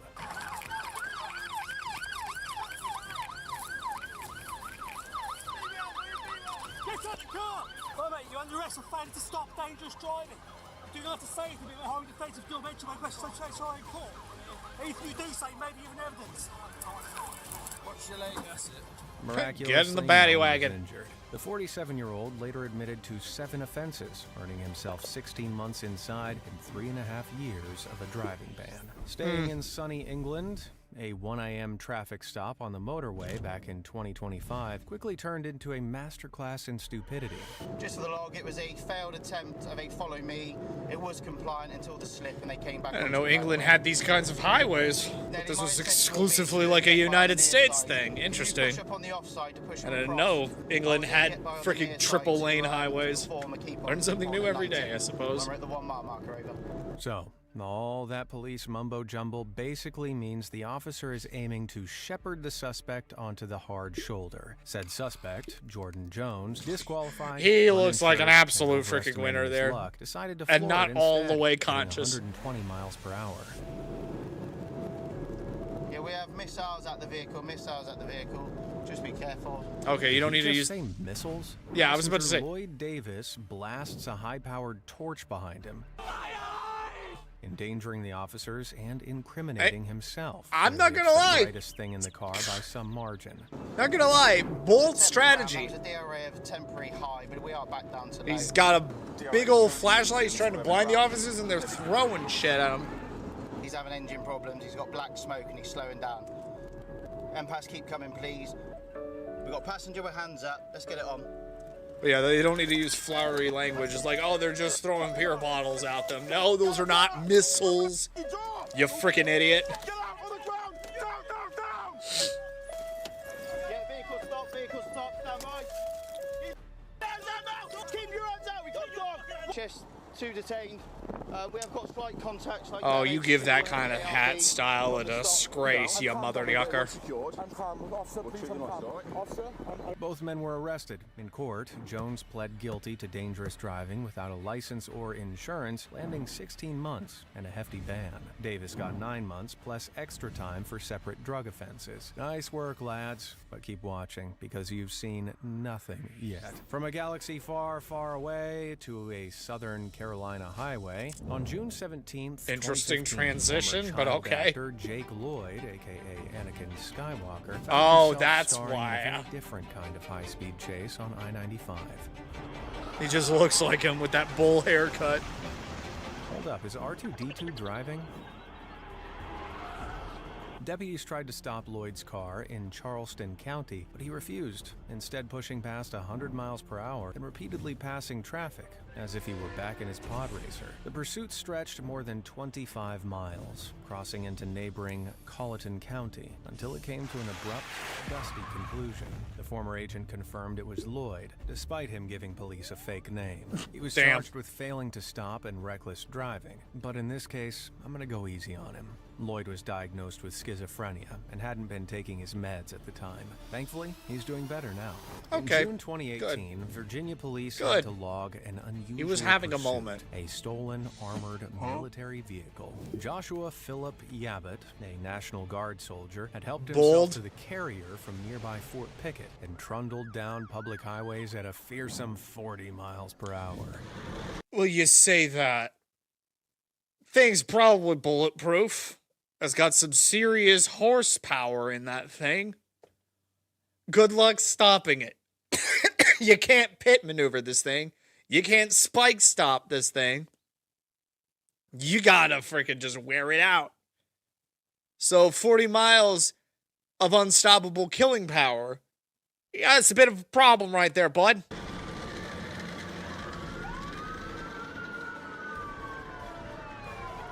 But what if I told you that's not the first time that I've seen somebody steal military equipment for a joyride down the highway? If I had a nickel for every time I've seen that happen, I'd have 2 nickels, which isn't a lot, but it's weird that it's happened twice. The vehicle wasn't armed, just massively inconvenient. Police blocked roads, guarded Capitol Square, and did the only sensible thing you can do in this situation. Waited for the tank to get tired. After 2 hours and 60 miles, it ran out of fuel. Just let It was tased and arrested. Just let it run out of. He'd had a psychotic break. Just let it run out of He himself gas. to be on some kind of confidential mission, so he was found not guilty by reason of insanity. Here's He's just crazy. now. Arkansas Whitehall Chief of Police Greg Shapiro was stationary when he received the information about a silver passenger car traveling southbound at a high speed. Safe to say, he wasn't stationary for long. Oh, there it is! Found it! The suspect, 26-year-old Casey Register, had decided that reaching 120 miles. Looks 26 years old, and why do I was a look fun so way to much spend better the than him afternoon. by But being now basically Shapiro was on the case.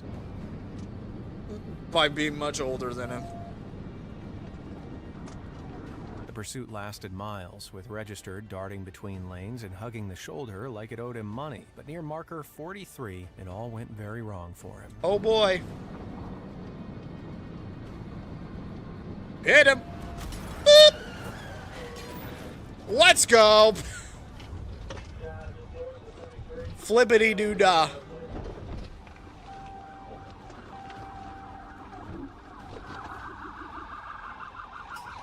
Sheesh. Despite the dramatic spin-out, Register climbed out unhurt. He was arrested, and a search turned up a small bottle of suspected THC oil and a vape. All that for THC oil and a vape, medics gave him the all-clear before he was released for booking at a nearby detention center. Oh, big...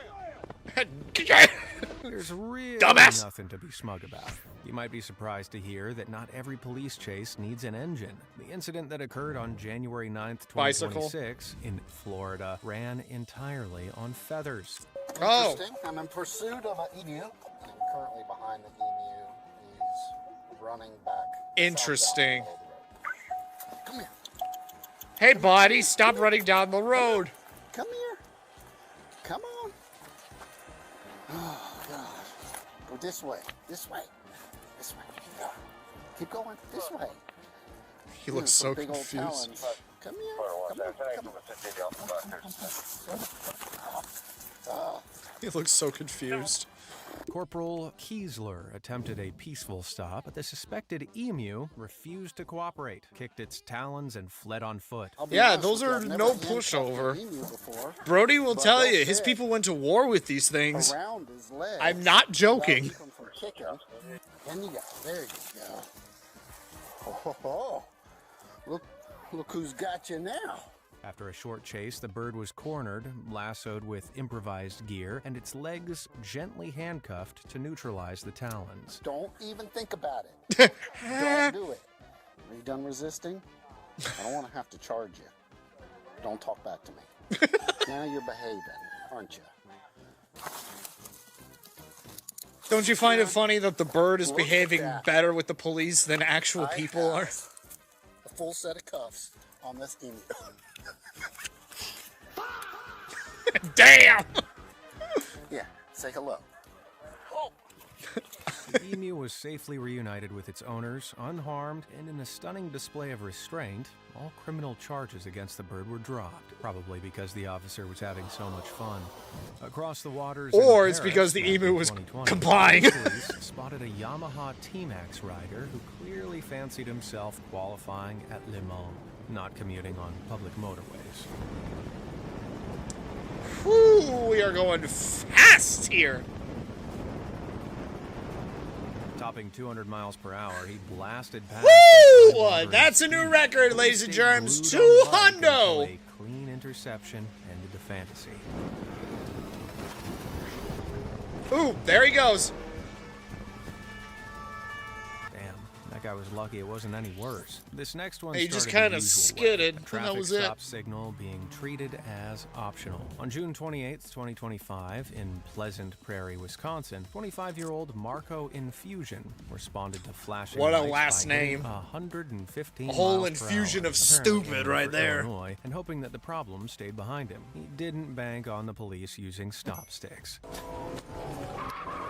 Negative on the sticks. By 2 lucky swerves, Marco did not manage to avoid the third. Good sticks southbound from 95th. Box again, box again, box again. 209, we're in Illinois. I'm going to box him in again up here. I'm in front of him. Let's see if we can get it, guys. Just force him into the brush.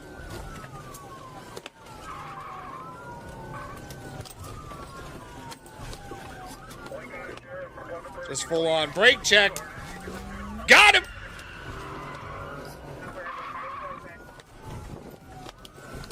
Oh, he's still recording. No.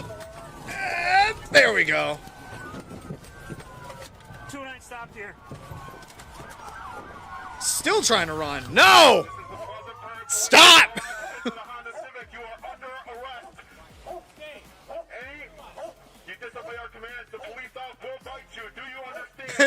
Yes, Screw it! Throw the dog at him anyway! He was arrested without injury and immediately admitted he was carrying a Glock, had been snorting something illegal, and had tried to escape to Illinois. Charged with 9 offenses. Somehow he ended up was in going Wisconsin. places. Mostly jail, right? Wrong. Despite objections, Marco's bail was reduced twice and posted days later. As of the time I'm making this video, he's free pending trial. Pretty bold given that performance.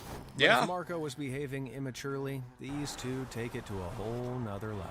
Early morning, March 2023, in North Minneapolis, a stolen Kia hit 94 miles per hour on the I-94, ignored a traffic stop, and Crash. Over the edge.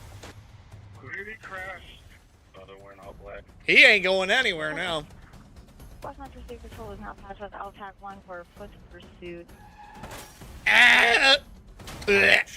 Remarkably, the 2 teenagers inside were not only almost entirely uninjured, but managed to climb out of the wreck and sprint off, those legs clearly working a lot better than their decision-making. The 14-year-old driver and 15-year-old passenger were quickly caught and taken into custody without... Holy hell. 14 and 15. Dang, they start young nowadays. further drama. While the case is still under investigation as of this video's release, it's likely the teens will face charges of fleeing from police and entering auto. Fed up with a local boy racer, an anonymous neighbor used a crane to hoist the man's car straight into a willow tree overnight. The disgruntled, unlicensed driver called the cops the next morning. They simply told him he'd have to climb up and fish it out himself. You want In your car Santa back? Ana, Go California, get it. CCTV captured a speeding Nissan Altima hitting the Central Reservation at high speed. Launch into the air and smash straight into the second floor of the Yeah! dental office. That must have been one hell of a toothache. There's the thumbnail. There's the thumbnail. Does this hurt you, Chronic? I know you've been calling out the cars that you've been seeing. Does this hurt? Having a Kia just punch through the second floor of a building? It's gotta suck. The police were too late to stop the accident, but fortunately both driver and passenger were able to escape without serious injury, despite being under the influence. Just after midnight on June 12, 2025, a trooper in Fayetteville, Arkansas noticed a black Cadillac with a defective taglight. The owner, Michael Dorsey, responded by flooring it past 140 miles per hour. And it's always a wonderful idea to just be like, oh shoot, I gotta run. The way he goes. Into the brush.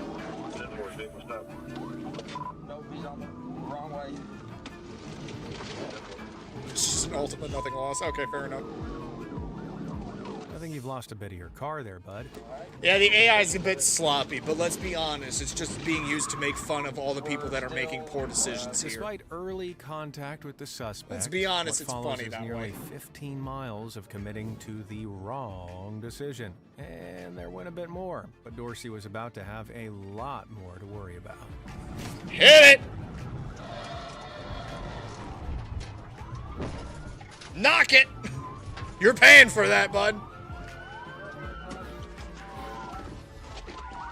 Man, there's a time and a place for jazz hands, and this is not it. Dorsey, Nope. vigorously gesturing, claimed it was all down to a faulty gas pedal. Maybe it was stuck under your foot. Yeah.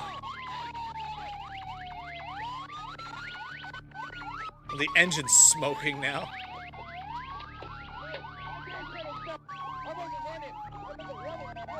I wasn't running.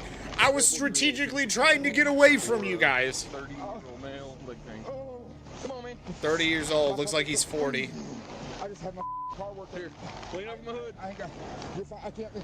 Oh, there, I told you I had that on me a minute ago. God, I make Despite the 34 theatrics, look so Dorsey and his good. passenger were unharmed. I can't say the same for the Cadillac. Police later ruled it was used without authorization, which is a polite way of saying stolen. Now facing multiple Now, charges. flowery he spent language to days say, in "I took jail it on without a permission." $75,000 bond. Idiot. Let's head to the north of England, where after an intense bike chase had to be aborted, police made a shocking discovery at an address the suspect had stopped at. Alleged that you're aware a helmet cam has been secreted into a drawer in this address. And no possession of that helmet cam. So slightly that this whole pursuit has been recorded on his helmet. Wow, and this doofus had actually escaped the police too. This is Dean Bruce. Dean does not have a driver's license nor insurance, but he does have, drum roll please, a cloned license plate. Let's hope he doesn't draw attention to himself. See that guy on the right? That's PC Simpson. In other words, Dean is screwed. Now we've got 2 points of view. Interesting. Don't usually get to see the body cam footage of the suspect. This is interesting. Usually it's just the cop.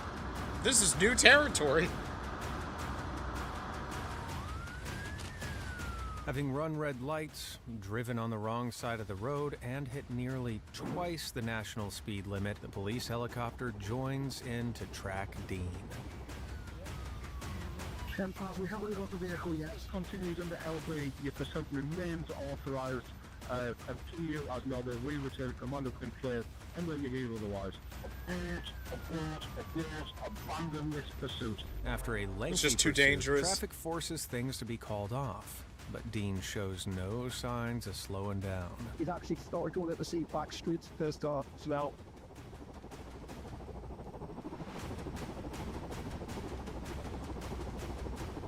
Dean appears to mistake Simpson's retreat as a victory, and after a short ride, gives up too. Sadly for him, while he attempts to conceal his helmet cam at an address in Wallsend, the police chopper never stops watching. Idiot. Basically, you're under arrest for failing to stop for the police, dangerous driving, presumably no license, no insurance, yeah. And all the mean things that you said about some people on the internet, In court, you're going to get Bruce double pled that guilty time. And received 15 months in prison and a 31-month 13 months in prison and Ironically, 30 his own years helmet for cam saying became mean, the nasty, best awful evidence things of all. on October YouTube. 8th, 2024, a police aircraft tracked a Dodge Charger as it dropped off 2 undocumented immigrants at a Hidalgo County, Texas truck stop. Then it tried to flee the scene, but police were hot on its tail. Can't a guy just commit crime? Nah! Rose driving with banana peels for tires. He was about to make a big error. Hit unsuccessful. He's in the parking lot. Looks like a motel parking lot. Whatever. Northbound, whatever. Charger's dying. Get out of there. And now he's running like a bitch. Southbound and You better stop! You better stop! If I stop, then I can't commit more crimes! Oh no! Okay, put your hands behind your back! Put your hands behind your The back! consequences of your actions. Behold and observe. Later identified as Juan Xavier Rodriguez, was swiftly arrested after his little run and charged with smuggling and evading. The 2 immigrants were taken into custody, and Rodriguez's night ended in handcuffs. Good. Back in August 2022, Dale Shrewsbury was seen hopping into a Mazda by the car's owner and speeding off. Damn. Victim reported the vehicle stolen. Gotta hate immediately, it and less than when an you hour see later, your own car Officer go off Feast into the of distance. Ocala Police Department, Florida, spotted the stolen car and initiated a traffic stop. Coming up on moderate traffic.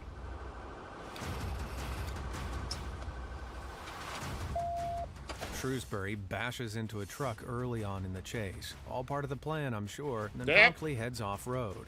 Officer Roos, a It's all K9 part of the handler, plan. It's all joins the coming chase together. and takes the lead, his four-legged partner in tow. Dirt road.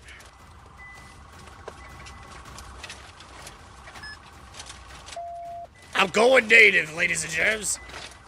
You can't find me in the woods. Kind of away from the railroad tracks and the wood line.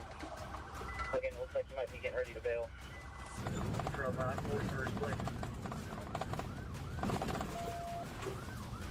I needed transportation. I was going camping. Eastbound 38th Street, about the 20, around out the 2,000 block of the city. Say like switching down east. 29 floors, they're trying to hit again. No success.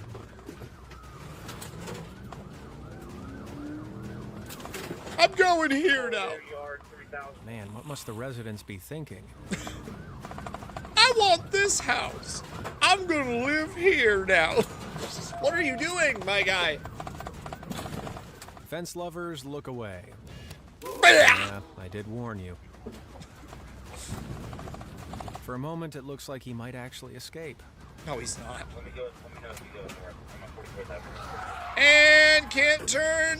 And, oh boy. Get Or him. not. They're gonna charge you for that mailbox you took out there too. After That's on you, Shrewsbury bud. bails from the car, the cops unleash something truly terrifying. His dog. Send the dog in. Means business. Bite his balls off.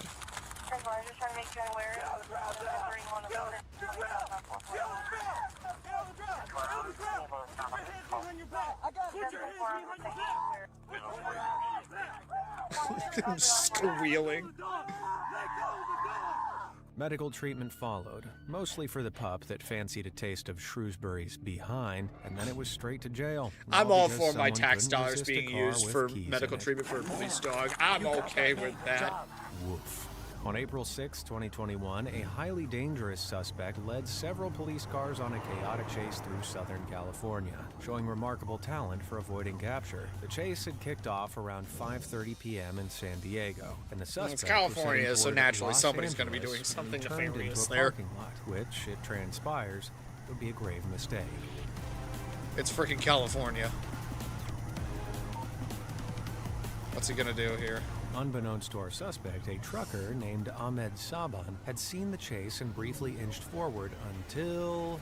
Boom. Got him. Surrounded by patrol cars, the driver You're and his paying for passenger that, were bud. finally arrested. Sadly, the real victim was Ahmed's truck, which his insurance provider refused to cover. Still, what a hero. This next one is a strong contender for biggest idiot of them all. Back in 2017, Wilfredo Garcia Jr., 27, dodged the law on the streets of Hollywood, Florida. The ATV rider taunted and then sped away from police during an unofficial Martin Luther King Jr. Day Bikes Up, Guns Down ride in January, and then brilliantly decided to post it on Instagram. Because that'll show them. That'll stop all the racists, Anyone apparently. else find that incredibly annoying? Well, don't worry. Garcia's choice to film the chase led detectives straight to his front door. Using the event hashtag, police found his video and tracked him down through facial recognition technologies. Which 9 I am days all later, for they because it nailed only him. punishes Garcia people was who are already doing facing bad charges things. for reckless driving and fleeing officers, but sharing the footage I'm all only for sealed facial his recognition, fate. finding Don't try this one at criminals home, and kids. putting them in jail. On February 7th, 2024, Locust Grove officers in Arkansas were called. We're getting to a close to the end stolen here. U-Haul Well, then we'll get hurtling to towards Carton. Springdale at 120 miles per hour. Who knew transporting furniture could be so urgent?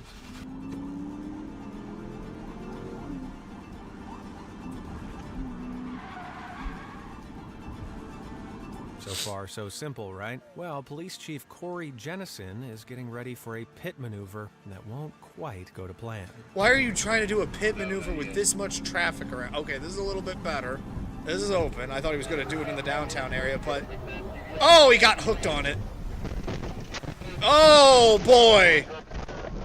Oh, boy. Damn, he flipped his own patrol car. Luckily for him, he walked away with only minor injuries. And the ridiculous number of vehicles only means the chase went on. Ooh, now it...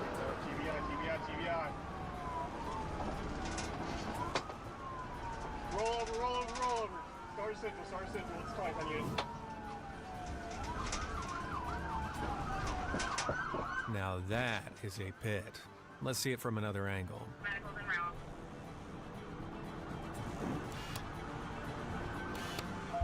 Got him. An idiot sandwich. Police arrested 21-year-old Corey Mercier and Trenton Johnson from Michigan. Get the But guess what they found in the van? Firearms and Molotov cocktails. Ah! They didn't go off. Charges included aggravated assault, conspiracy, and possession of destructive devices. If you I'd thought say a U-Haul terroristic was a threats on questionable top of choice, that. Try a go-kart. Jesus Christ.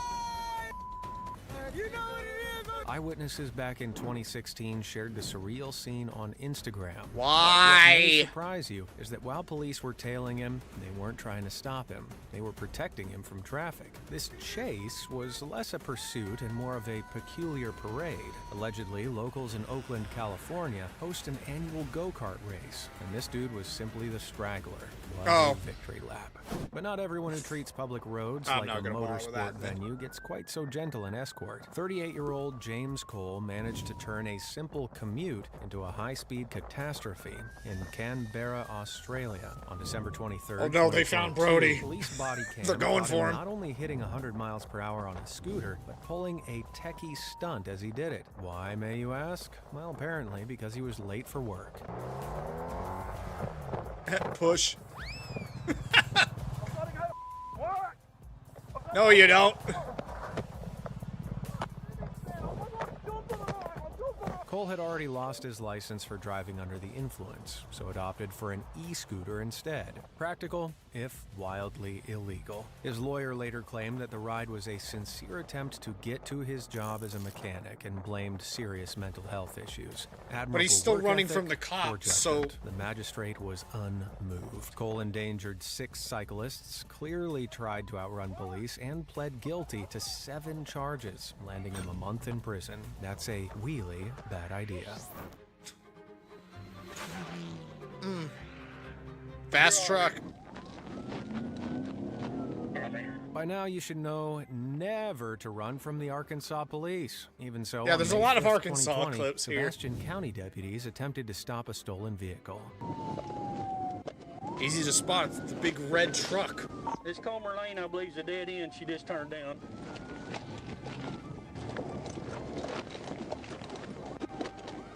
Oh. She's all the way over there. After driving through private property, the vehicle was later spotted near Rocky Quarry, where trooper dispatch was joined by another unit, which was immediately forced into a ditch. Oh, damn.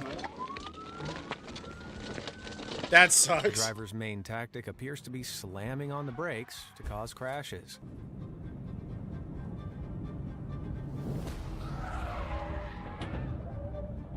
Seems to work. That's not enough to knock it out, though. Enough to discombobulate. And just get frickin' on the pavement, you dumb bitch. The suspect was arrested without further incident. Despite the ramming and collisions, everybody managed to walk away unscathed. Arkansas Police 7, criminals 0. Play War Thunder for free and claim your Eagle of Valor decorator, 100,000 silver lions, and 7 days of premium access by using the links below. We'll see you on the battlefield. And with that, which chase left you the most gobsmacked? Have you ever had a high-speed run in? Probably the one that punched a hole into a second-story building. If I had to hazard a guess on that one. If I had to hazard a guess. But either way, it's time, ladies and germs. It's time to get our carton on.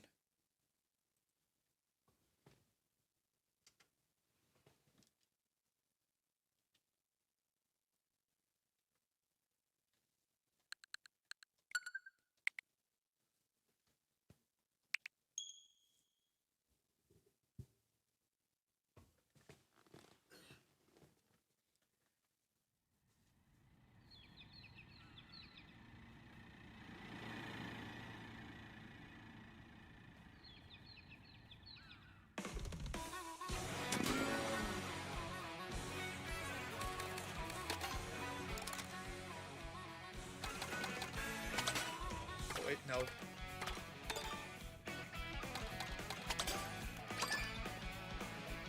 Gotta create the room.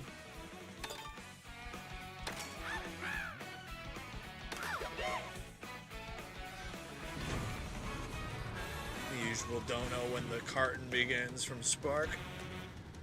Much appreciated, bud.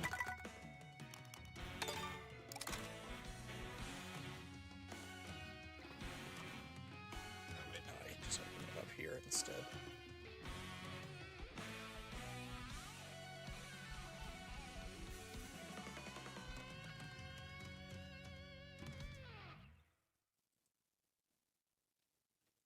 So that I can just type it here instead.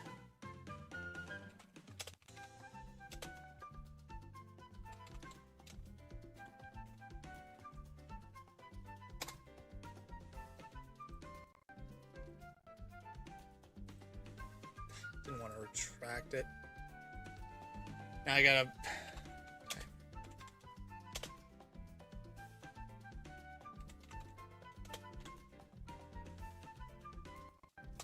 Wanted to pin it, but for some reason it decided to just click remove instead. Alright, there we go.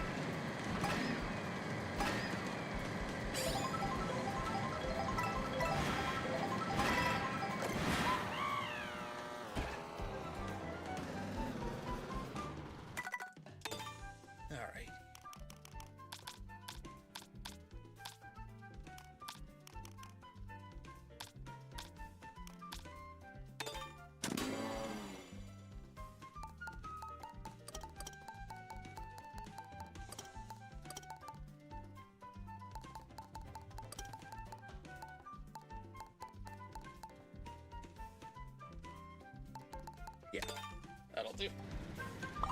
We'll work with those items.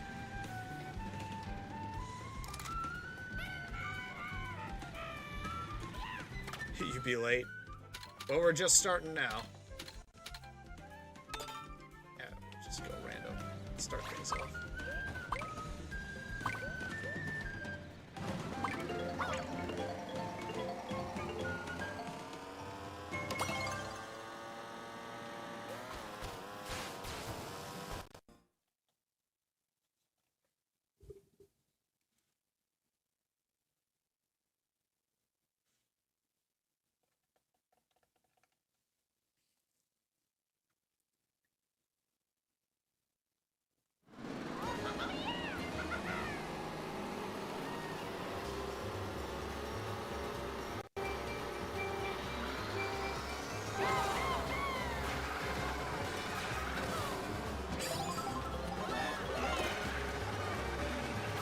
Interesting. Triple mushrooms in first.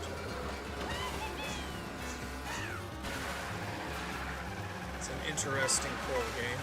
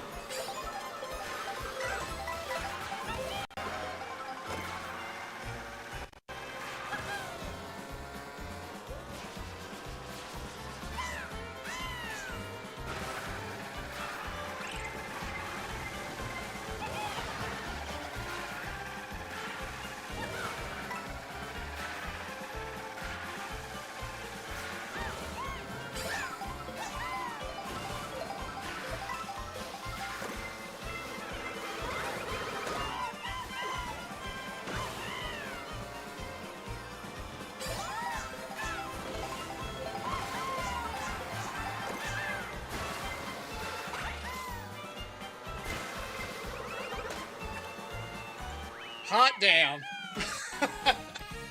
Starting off strong.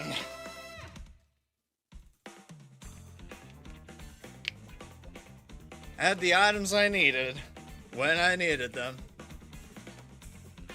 Let's frickin' go.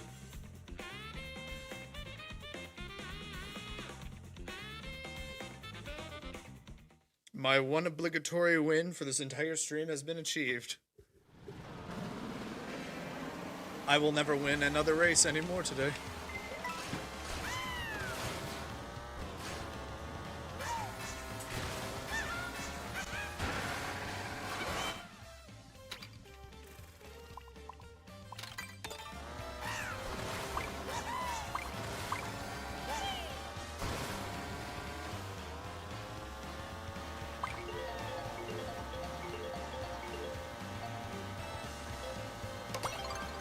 We're just picking all of Subspace's favorites, I guess. Every single one of them.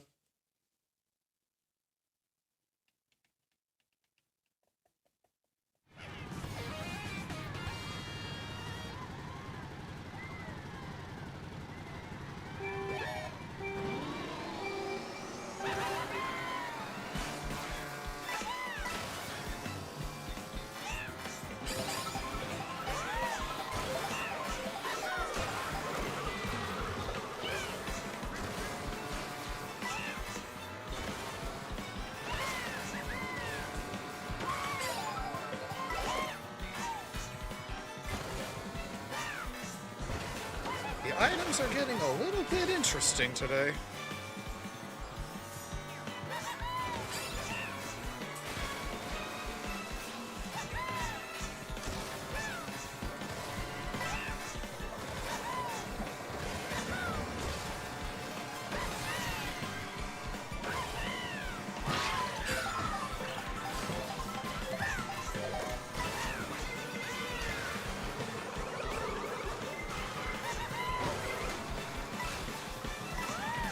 Body blocked off of Chronic.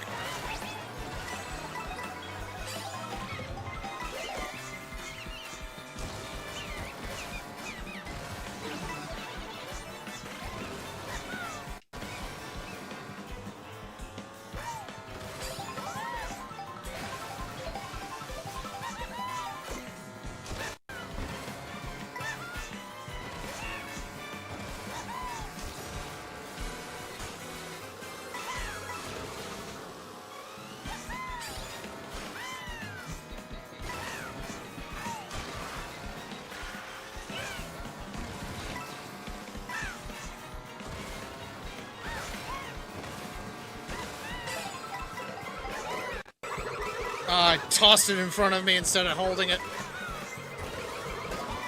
It's all coming down. I knew I wasn't gonna win. I'm only afforded one ever.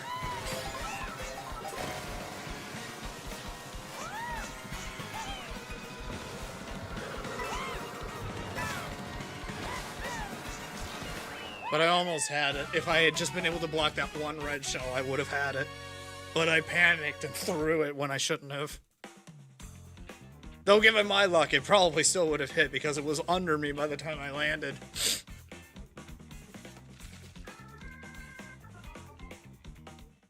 Ah.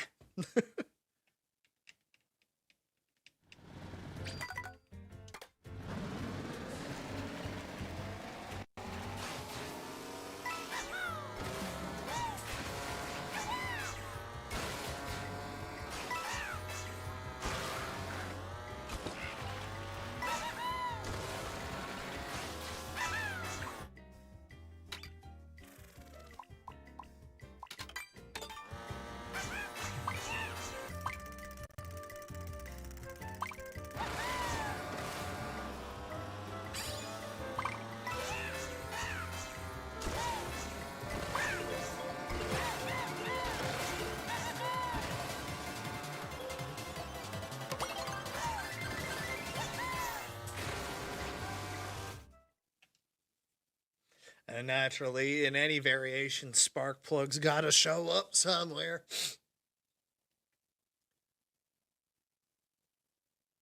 Somehow, some way, it's always gotta be here.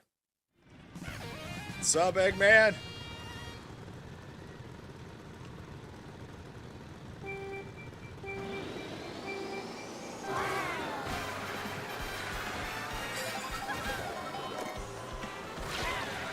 What is it with everybody getting triple shrooms right out of the freaking gate? What is going on right now?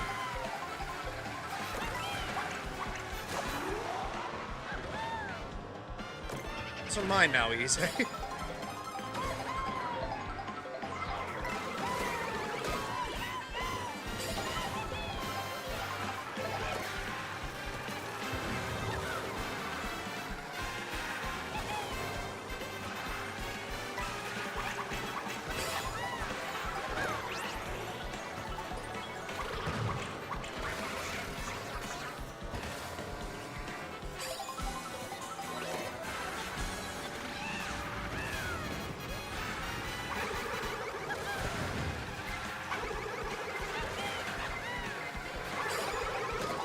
Gotta at least try something.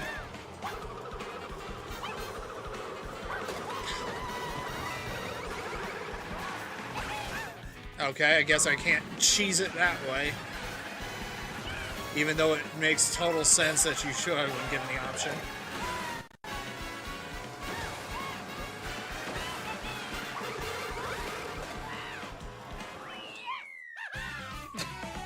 That makes total sense. You can't fault me for trying.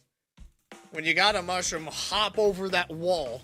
But apparently, instant no.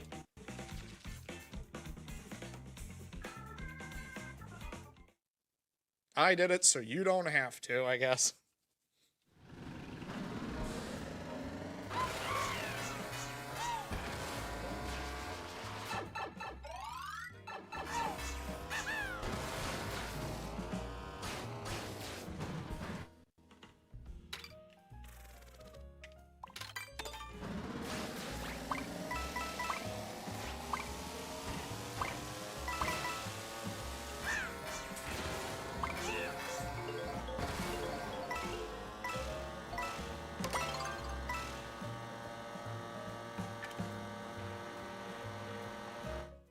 Yep.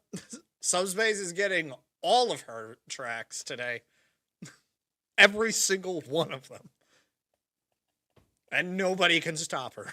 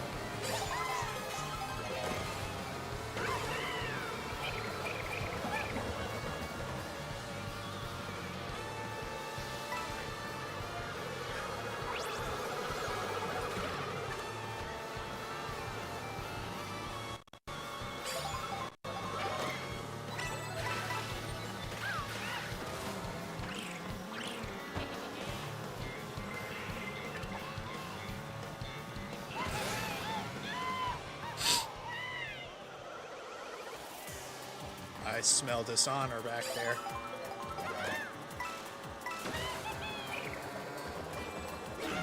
Okay, I guess I don't get those hammers anymore. RK, you're off the hook for now.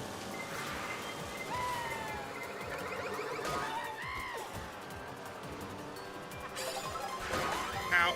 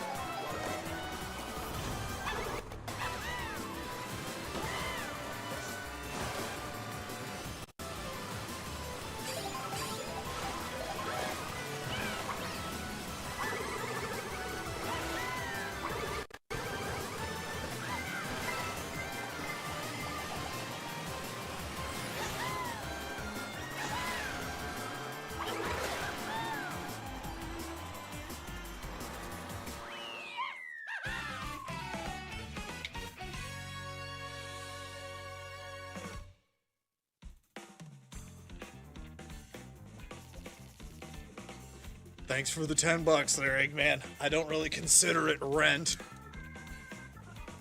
Rent would imply that it's obligated.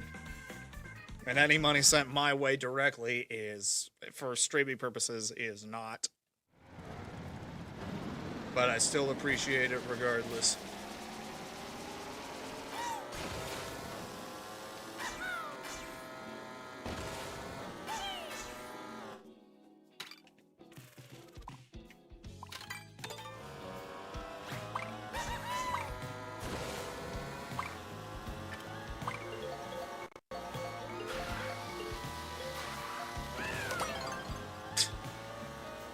What is it, Subspace? What sort of deal did you make today?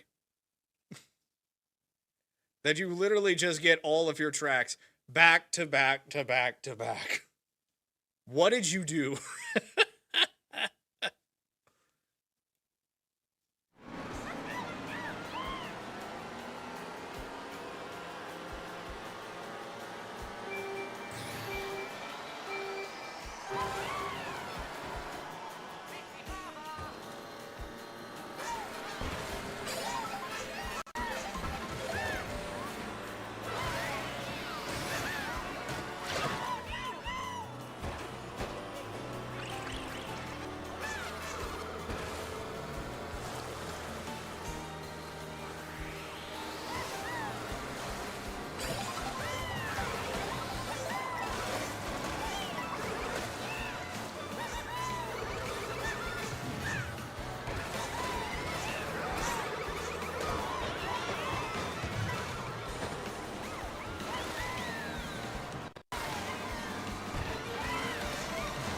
Jesus Christ.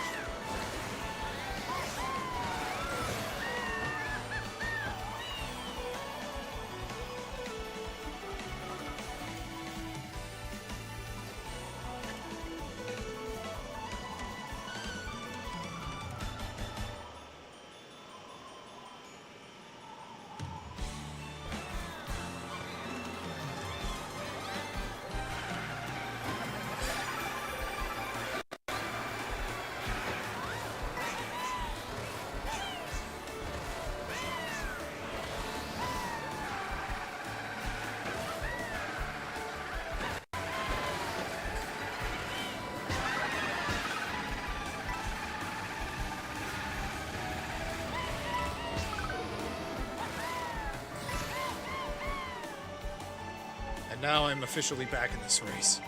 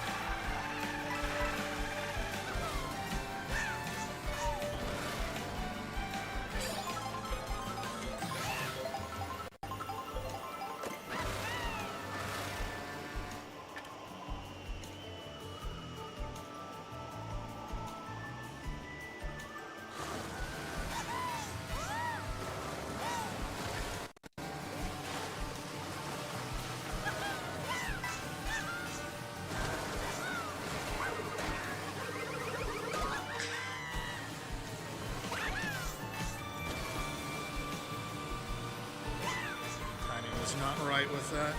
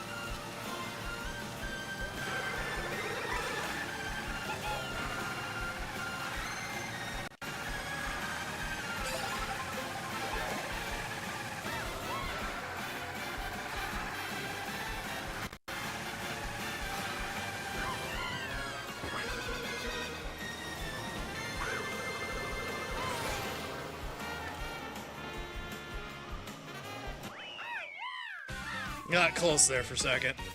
Just not quite. Just not quite. But I can take it. I can work with that.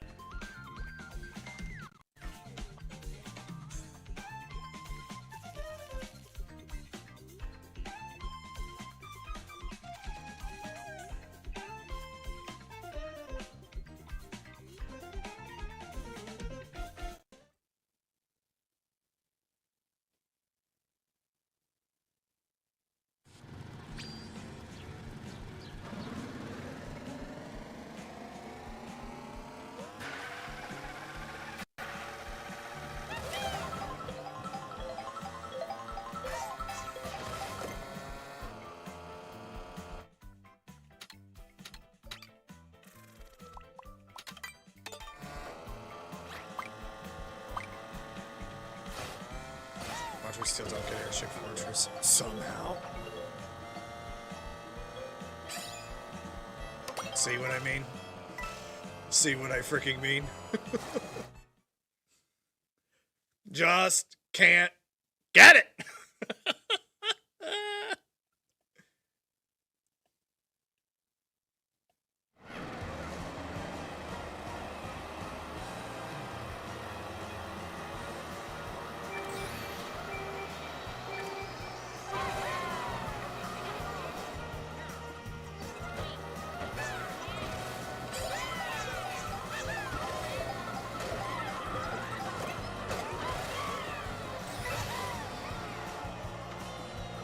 Yeah, Rainbow Road daytime, essentially.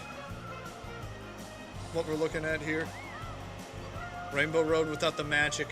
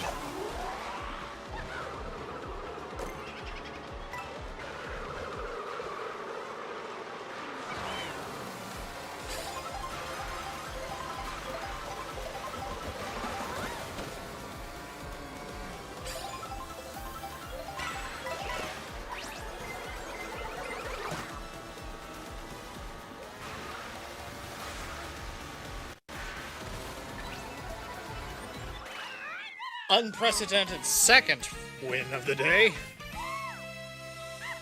Let's frickin' go.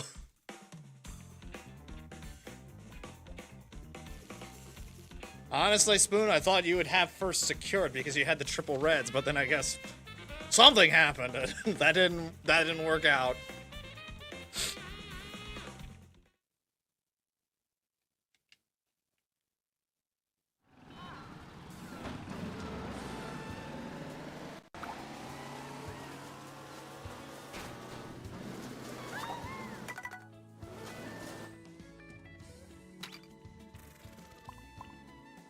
Hammers and horns, yep, that'll do it.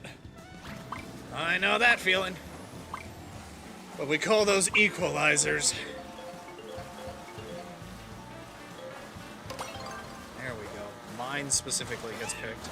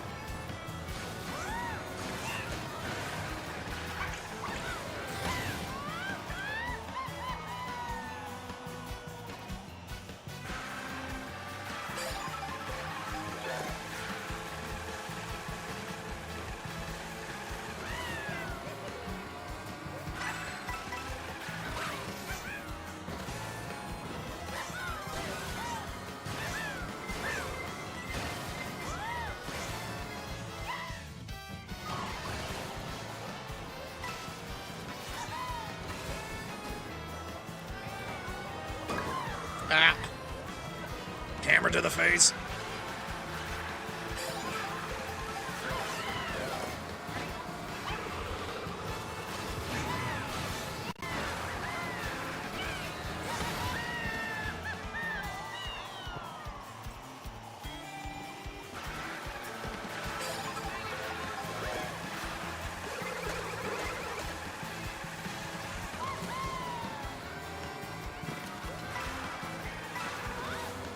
Who is desperate there with the red shells?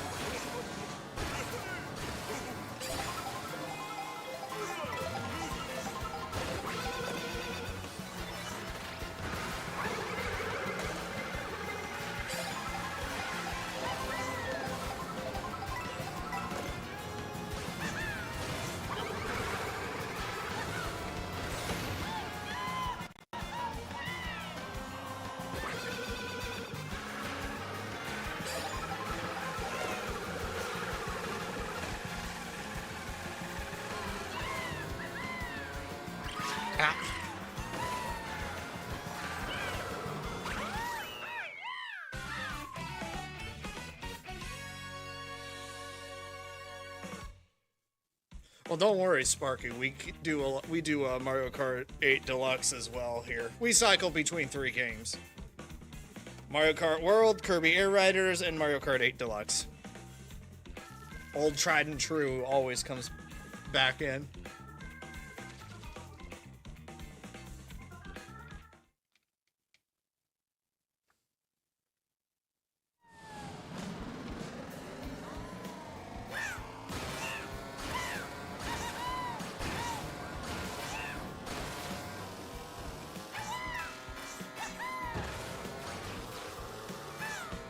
I do want to try a Mecha Chameleon sometime. If not a stream, then just a local recording to do later.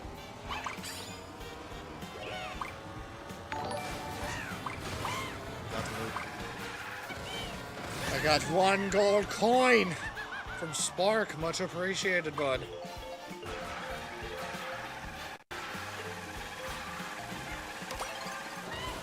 Is it bridge time?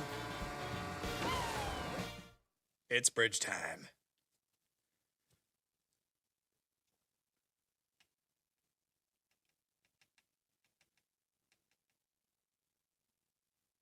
Yeah, public matches in this are an absolute freaking...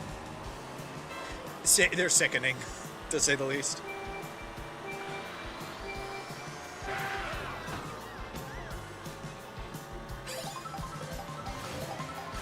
They forget that they're playing a video game.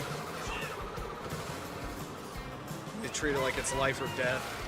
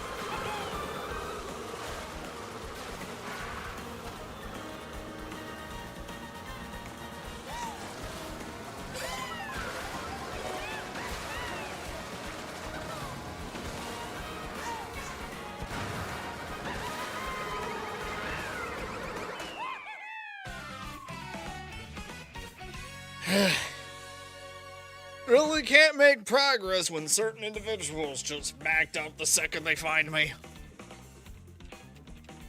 Mario Kart World Tracks ranking when? I don't. The 8 Deluxe ranking list took so freaking long for me to get going myself, and that wasn't just a it took a lot of work to make it happen. It just took a lot of work for me to get into actually doing the dang thing. That's what really put a damper on things. And plus, on top of that, there's so many different tracks and so many different variations of it, I really just can't be bothered. Oh, that's a personal choice on my part.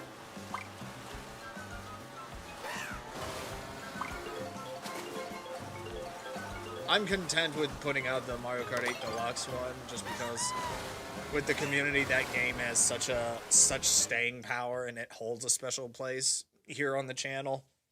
So I felt more obligated for that one. Mario Kart World, there's just so much to it that I'm like, So unlike GTA 8, it's not going to happen. There's plenty of other YouTubers out there more qualified than myself to get it done.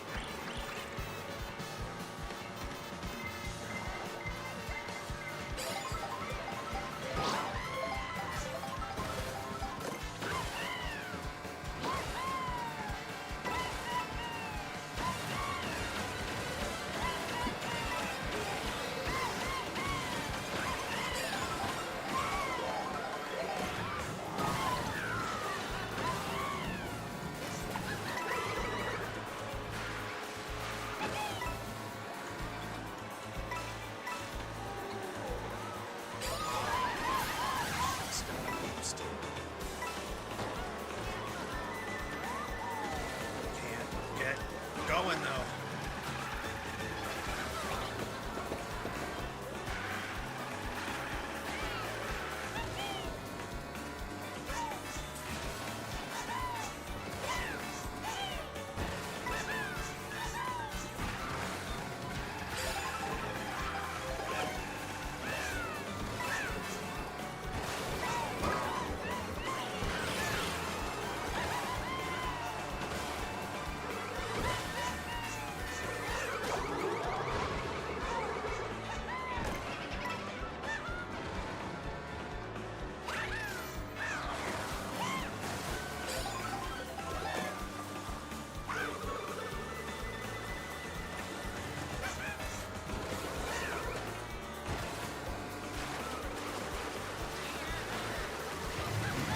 Bombs.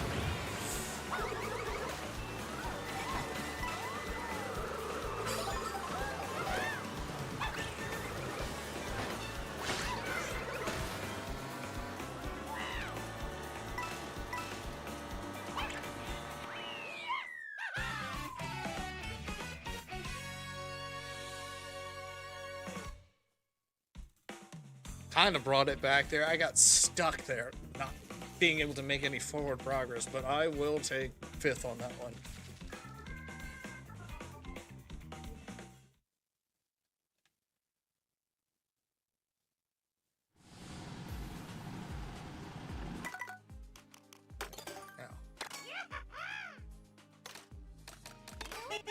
Changing things up a bit.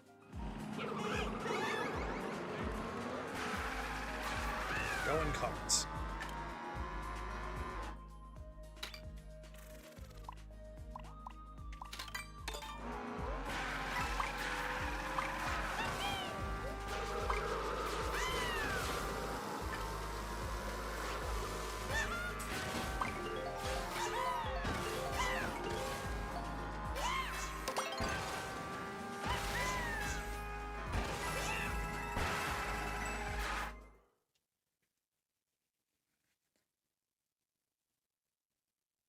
How did I find the B of A's vid? It was in the reactions ideas. You put it there, RK. You should know.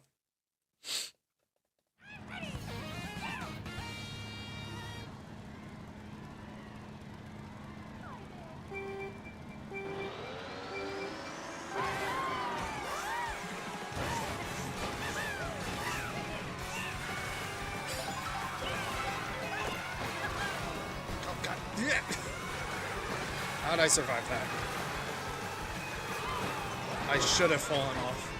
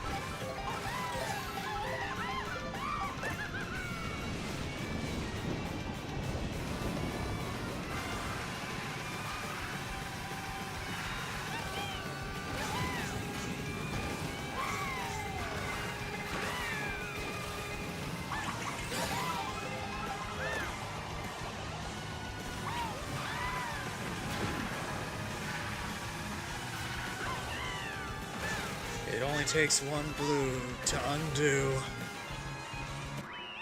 And make me win number 3!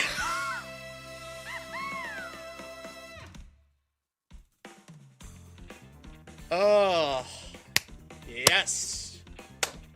I will take it.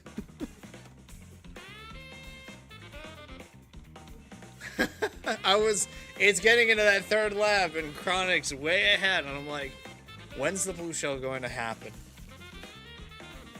When is it going to undo all of his forward progress there?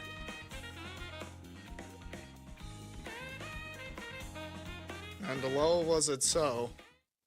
I didn't have to speak it into existence. I just knew it was going to freaking happen. Which is unfortunate. But 'tis the nature of the beast. That is Mario Kart.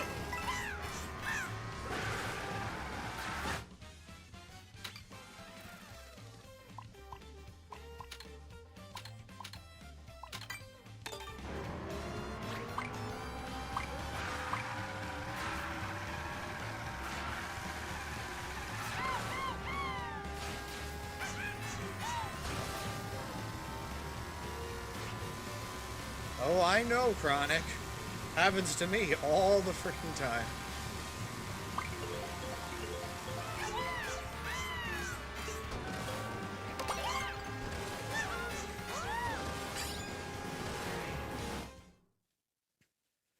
So now from the ship to the bazaar. How is it going to go down? Oh, it was a good change of pace, RK. Love a good montage of stupidity.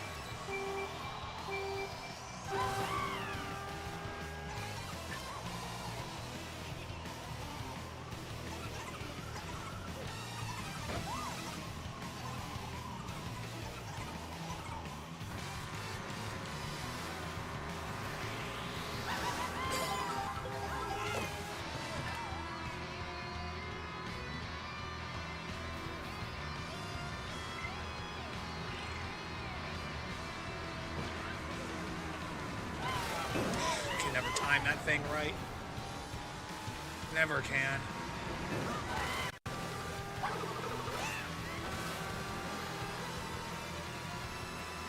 I even tried to look for it. Still ballsed it up.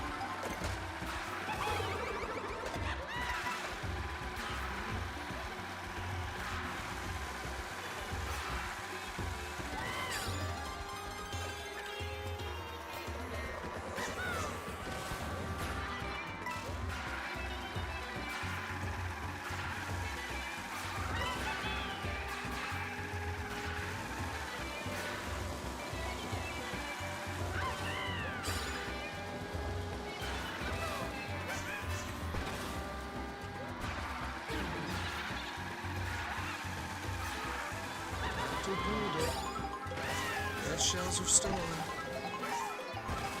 Which tracks?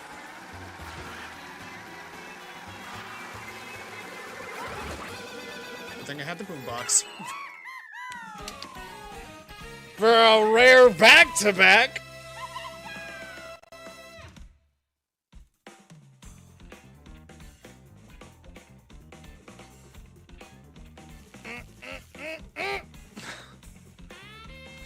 This is unprecedented.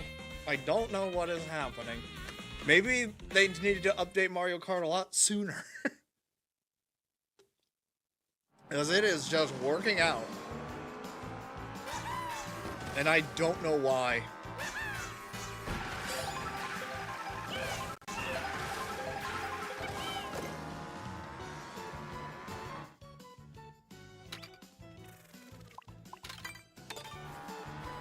Is the game being like, oh shoot, your birthday was about a month ago. We were late on that.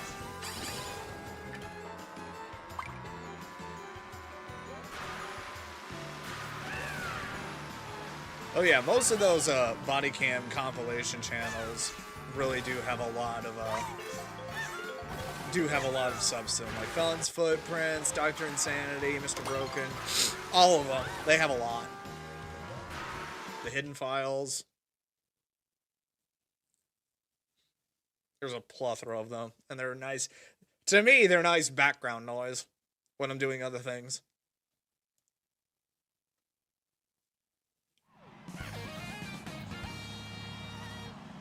12th race out of 16.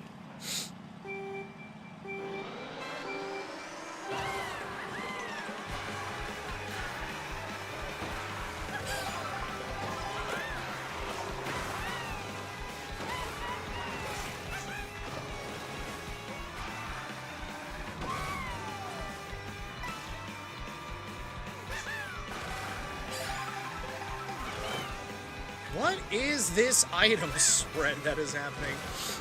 I know I turned custom items on, but I didn't turn off coins and things.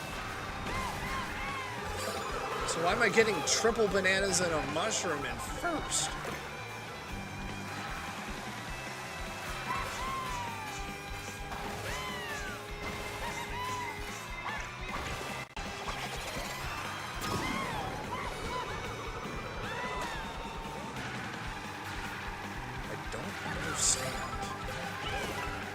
typical Nintendo fashion. Make it make sense, please.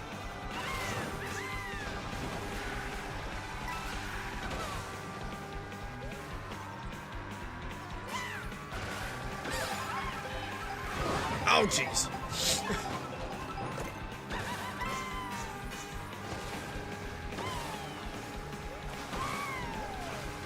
Chickens are coming home to roost, boys.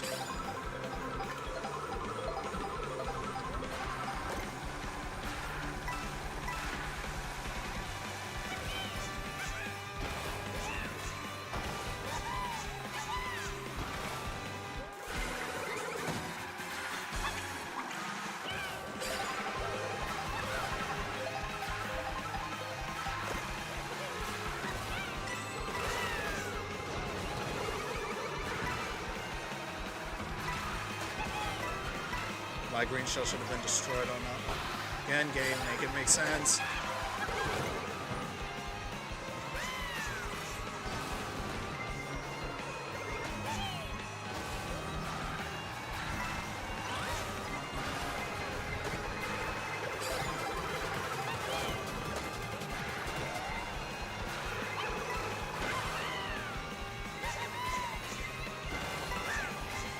Taking time?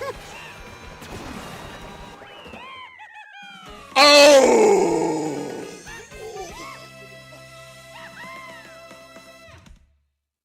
Oh!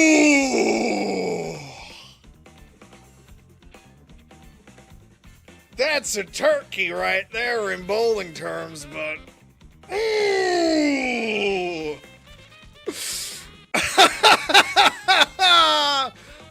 That! Oh! The kind of race finale you don't want Mr. Lol himself to see. I know, but it's just like, a level of catharsis that is unprecedented for myself, because boy howdy, the number of times that has happened to me. I used to have a lot more hair. I'll just say that much. That's crazy. Because the thing is, you were on the other side of the line before I crossed, but because Nintendo refuses to make it make sense, Ise, that's how this works.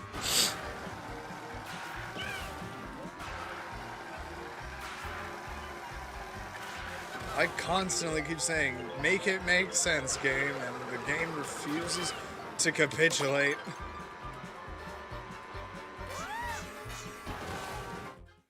Ah, I see. It's an anti-bagging measure.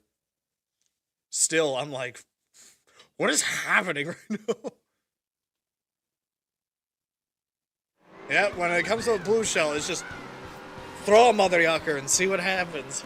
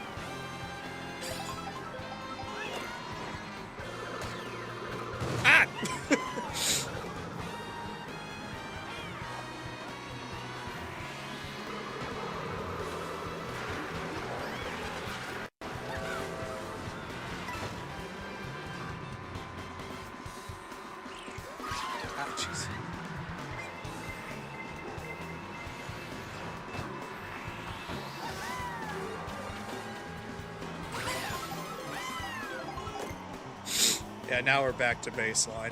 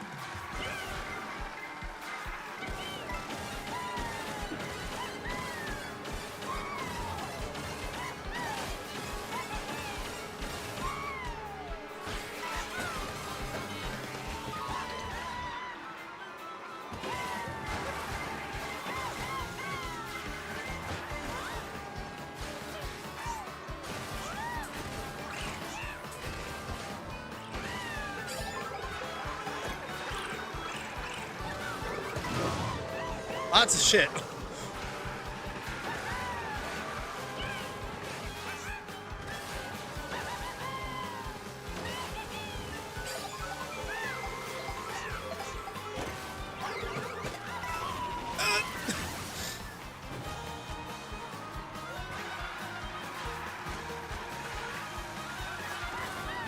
This is more appropriate. This is more in line with where I should technically be.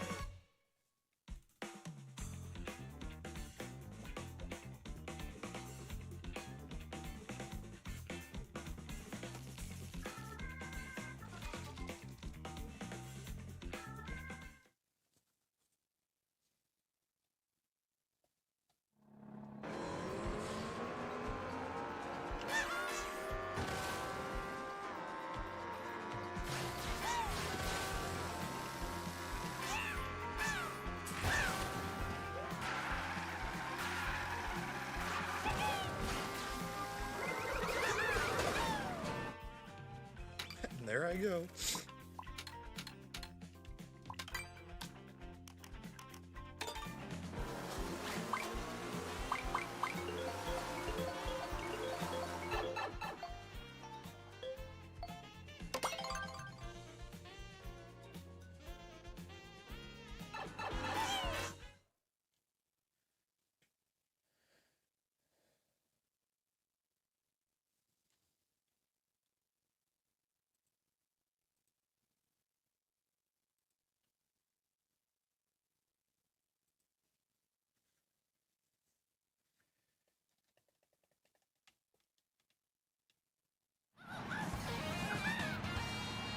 I guess it works as a good countermeasure. To eliminate people bagging, just force everybody to bag right out of the gate. Makes sense.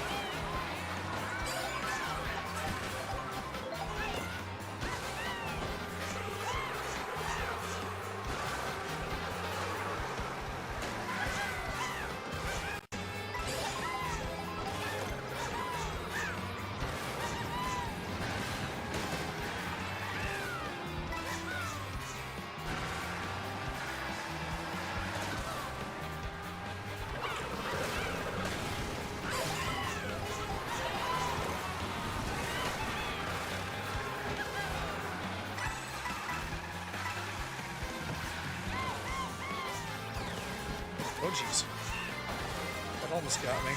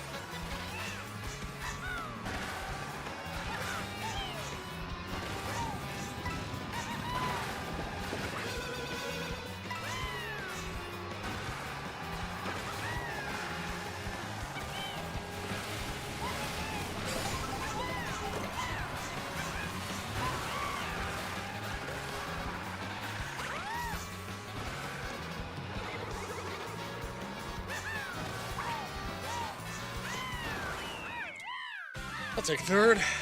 Hard fought. But I'll take it. Oh, crack every finger right there. You should be able to get back in, Blazing. You should be able to at the very least.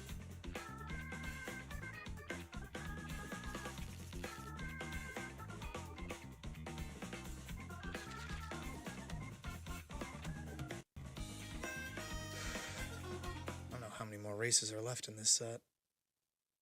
Because it's coming down to the frickin' wire.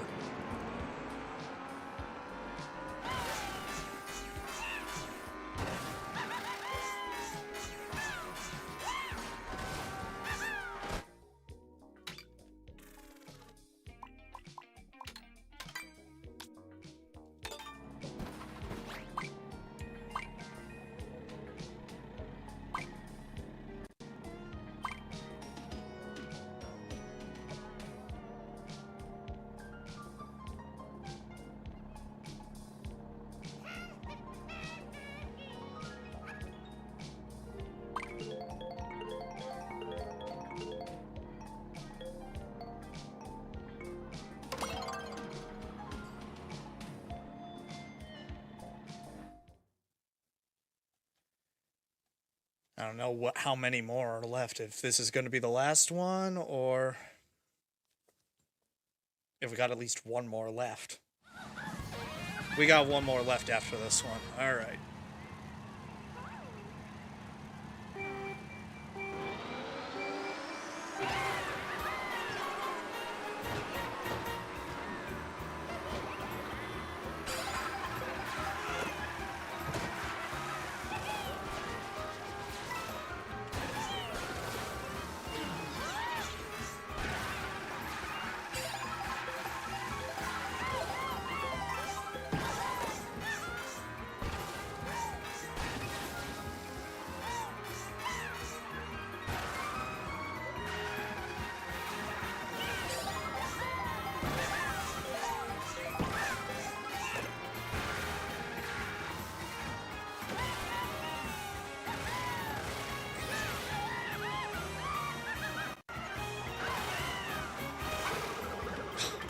Short.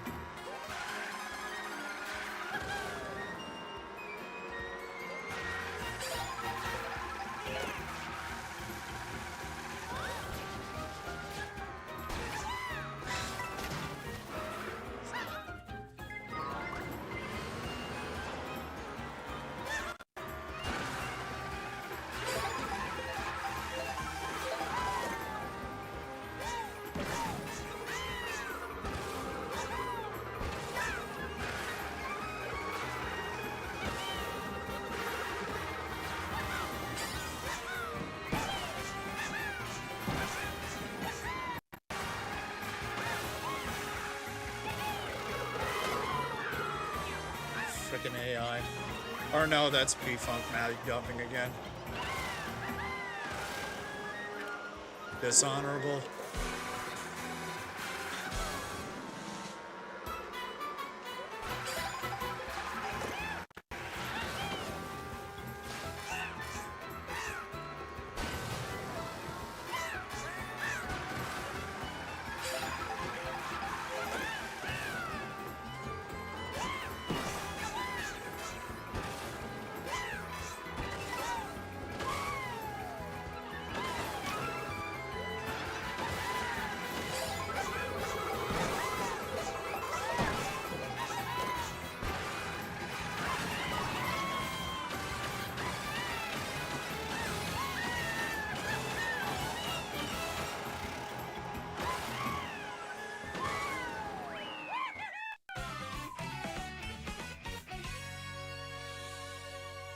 Here we go. 6th, but it's not going to help me in the long run. Because now it's going to come down to this one final race and see if I can pull a miracle out of my ass.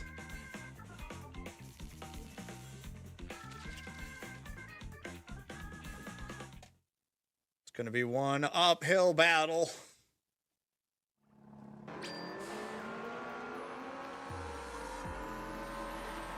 Hey, made it for the final race of the 16.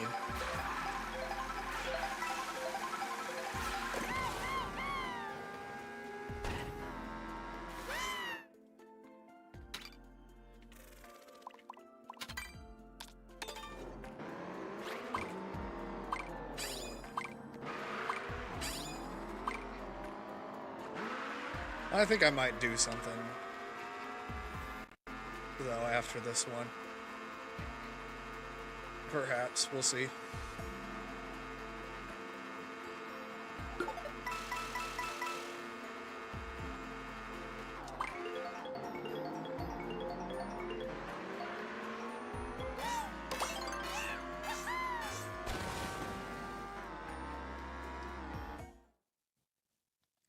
Wario Shipyard. One track I don't do good on routinely. But I can at least walk away with a substantial number of wins.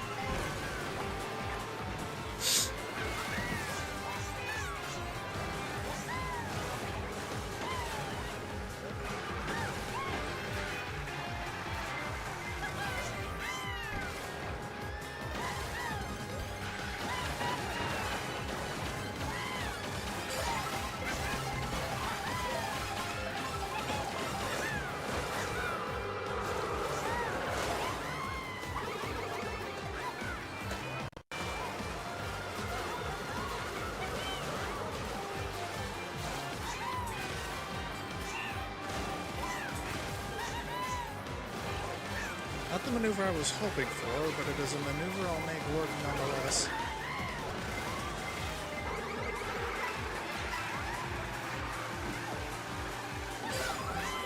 I just need to break out of the pack.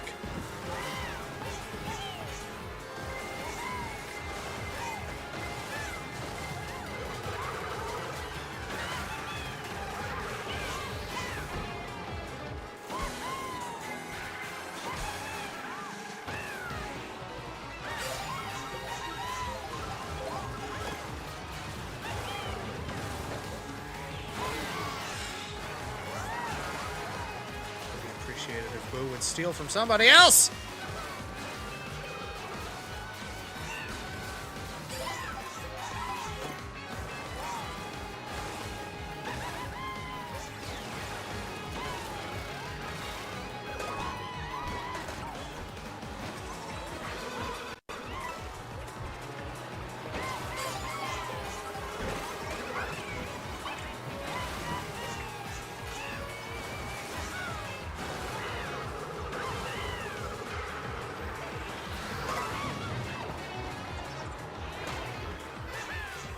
That'll do it.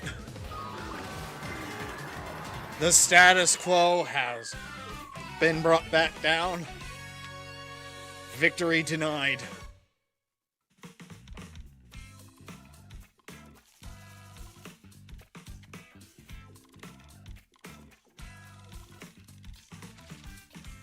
But I can at least walk away comfortably with a silver crown on my head. And a substantial number of wins under my belt. I will take that in spades. Big time. But now... I want to try something. It's unprecedented, but I want to try something.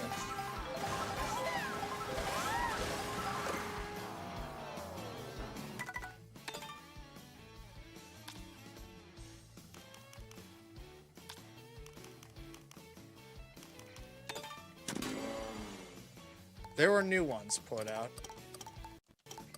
I want to try them out.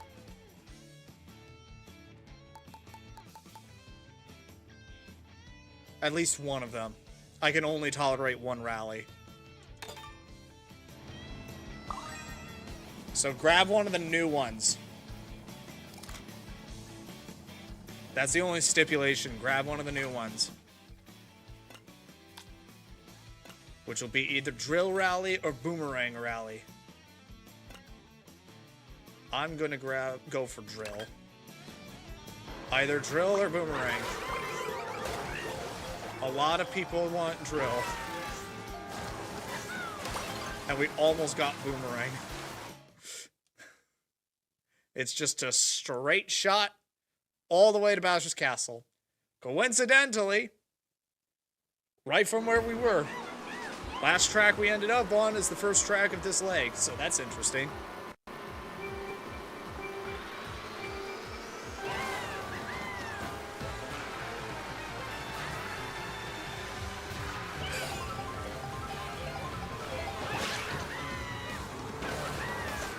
I also turned the AI down to easy just so that there's less AI interference. Again, for the ease of everybody here.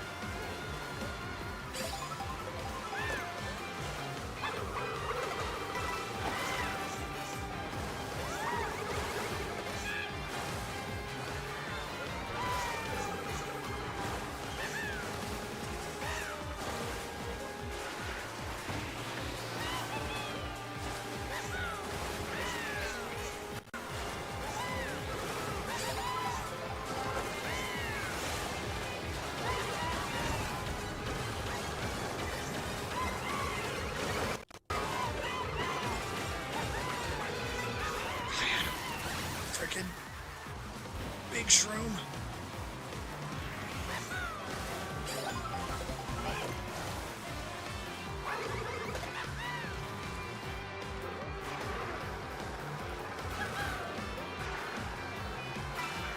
I have fought tooth and nail to get to where I'm at right now.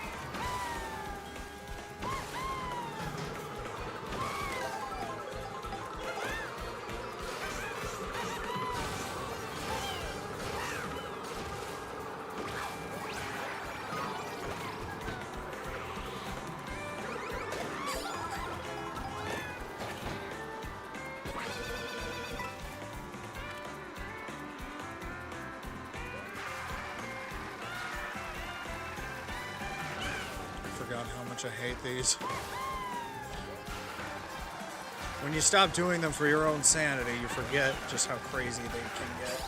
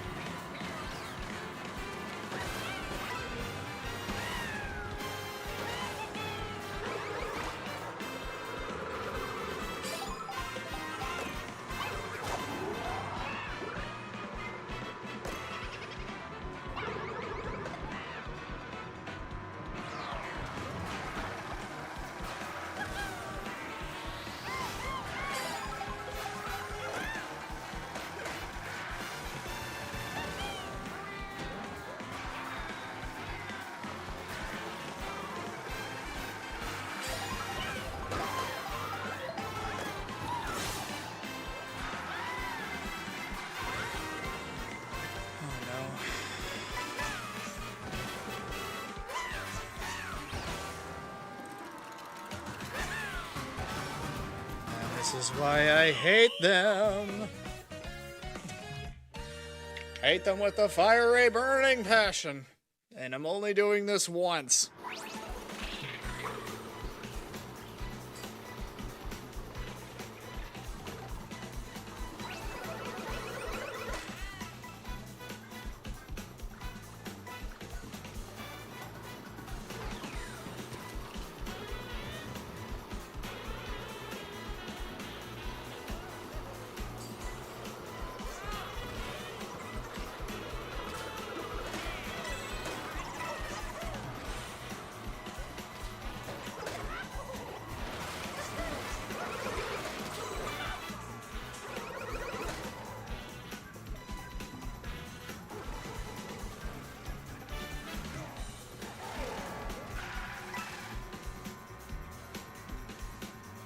Let's see who's going to be the Drill King this time around. And the only time around.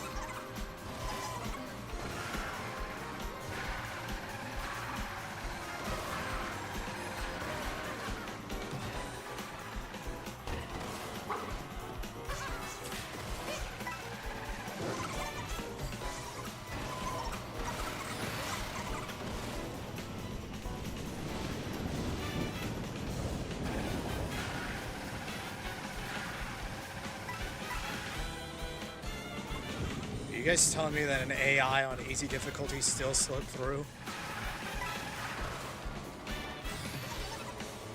Because if that's the case, God, we're pathetic.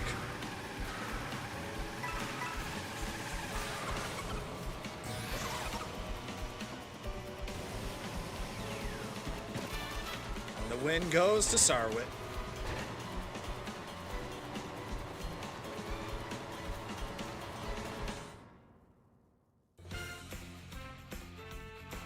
Okay, no, that was Rocket Ship that got into fourth. We can work with that. I knew there was another AI. No, there wasn't another AI Bowser out there, but good. But again, now you guys know I just don't like those. I'm not a fan of the modes that force everybody to stop what they're doing.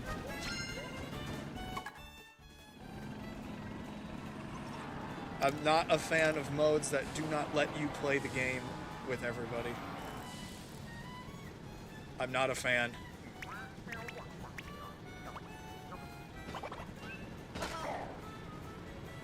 But it's pitcher time. Get in here.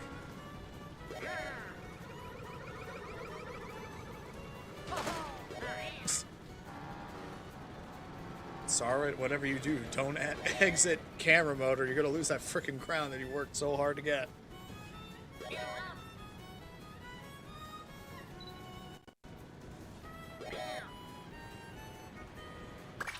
Oh, wrong button.